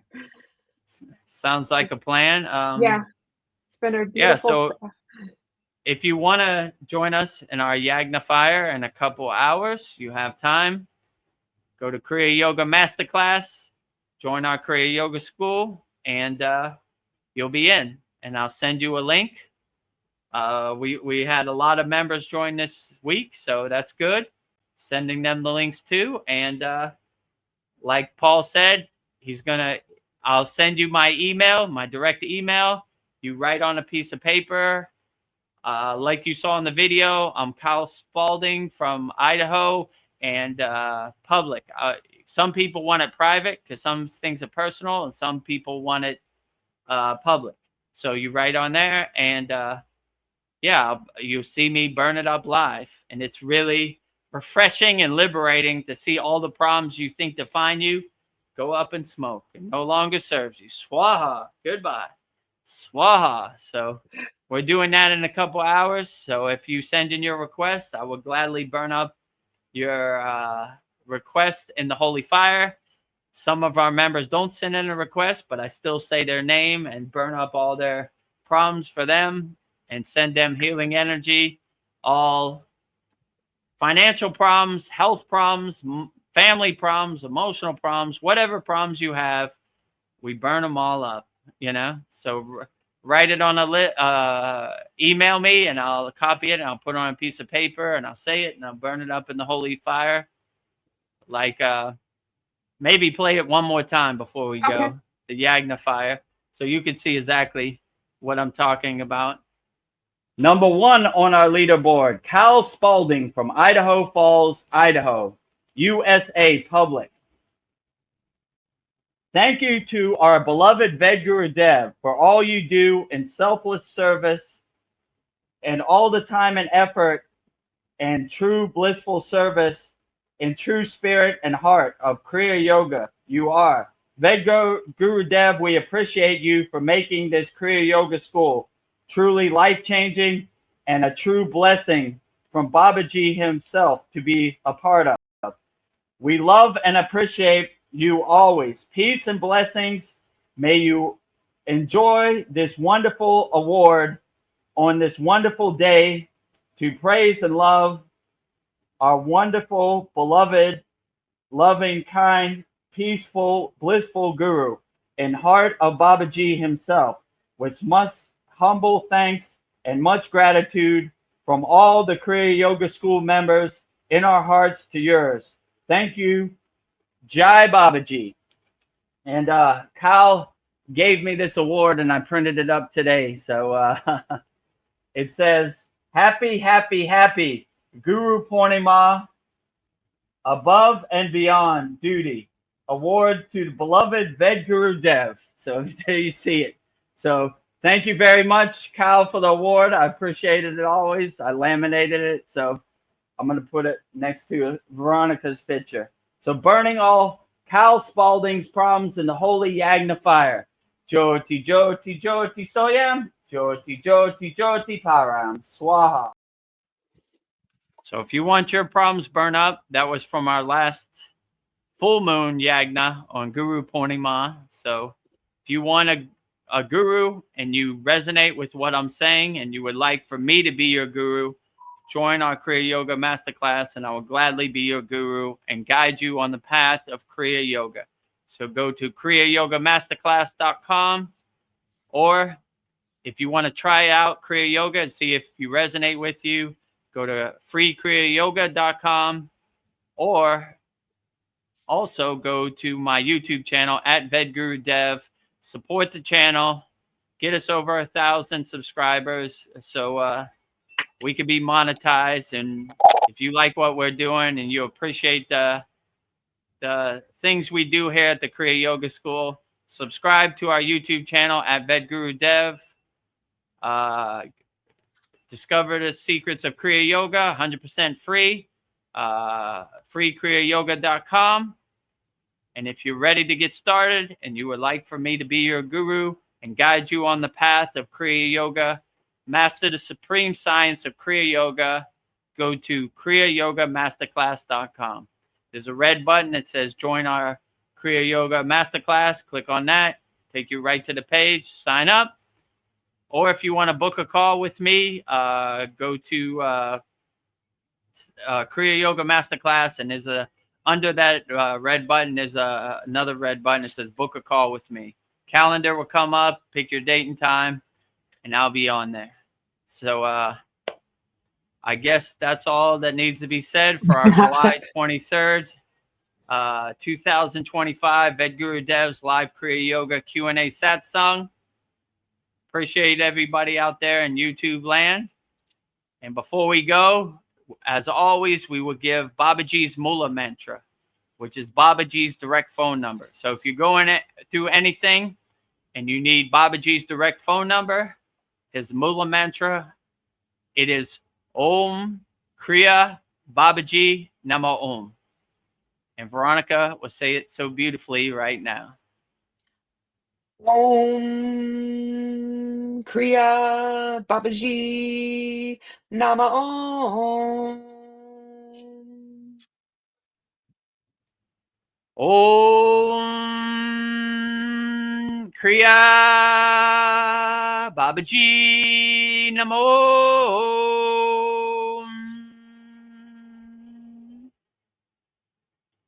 Lastly, we will sing the Shanti Universal Peace Mantra. giving peace and love to all people all around the world. And Veronica will say it so beautifully right now. Om Shanti, Shanti, Shanti. Shalom. Om Sat Nam Sadhu Tao Em. Om Spirit. Swami, Kami, Amen, Amen, Omen, Selah, Om, Om.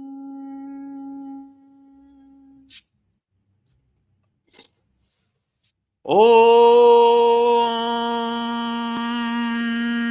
Shanti, Shanti, Shanti. Shalom.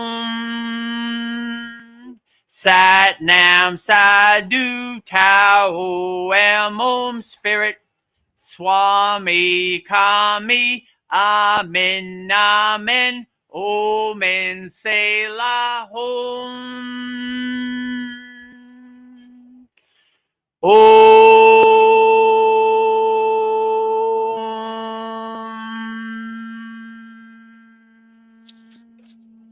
Are you feeling spiritually lost, like you've tried everything, YouTube videos, online courses, even meditation apps, but still something is missing? Wondering, is this all there is? The world is loud and chaotic, and your soul is overwhelmed, craving inner peace, but you can't find your way back to yourself.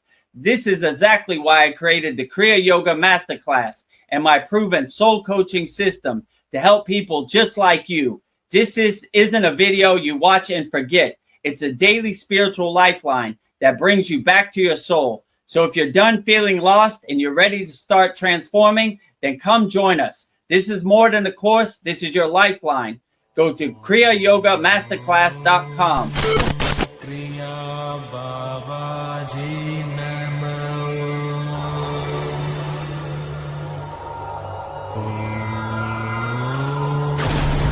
Kriya Babaji Namo.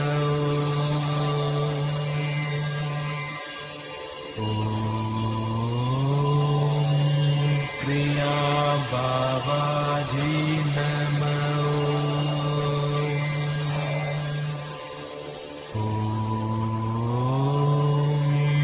Kriya Babaji Namo.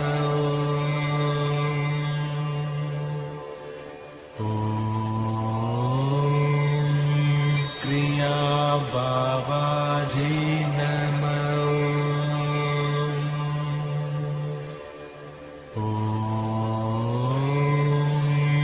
Kriya Babaji Namo.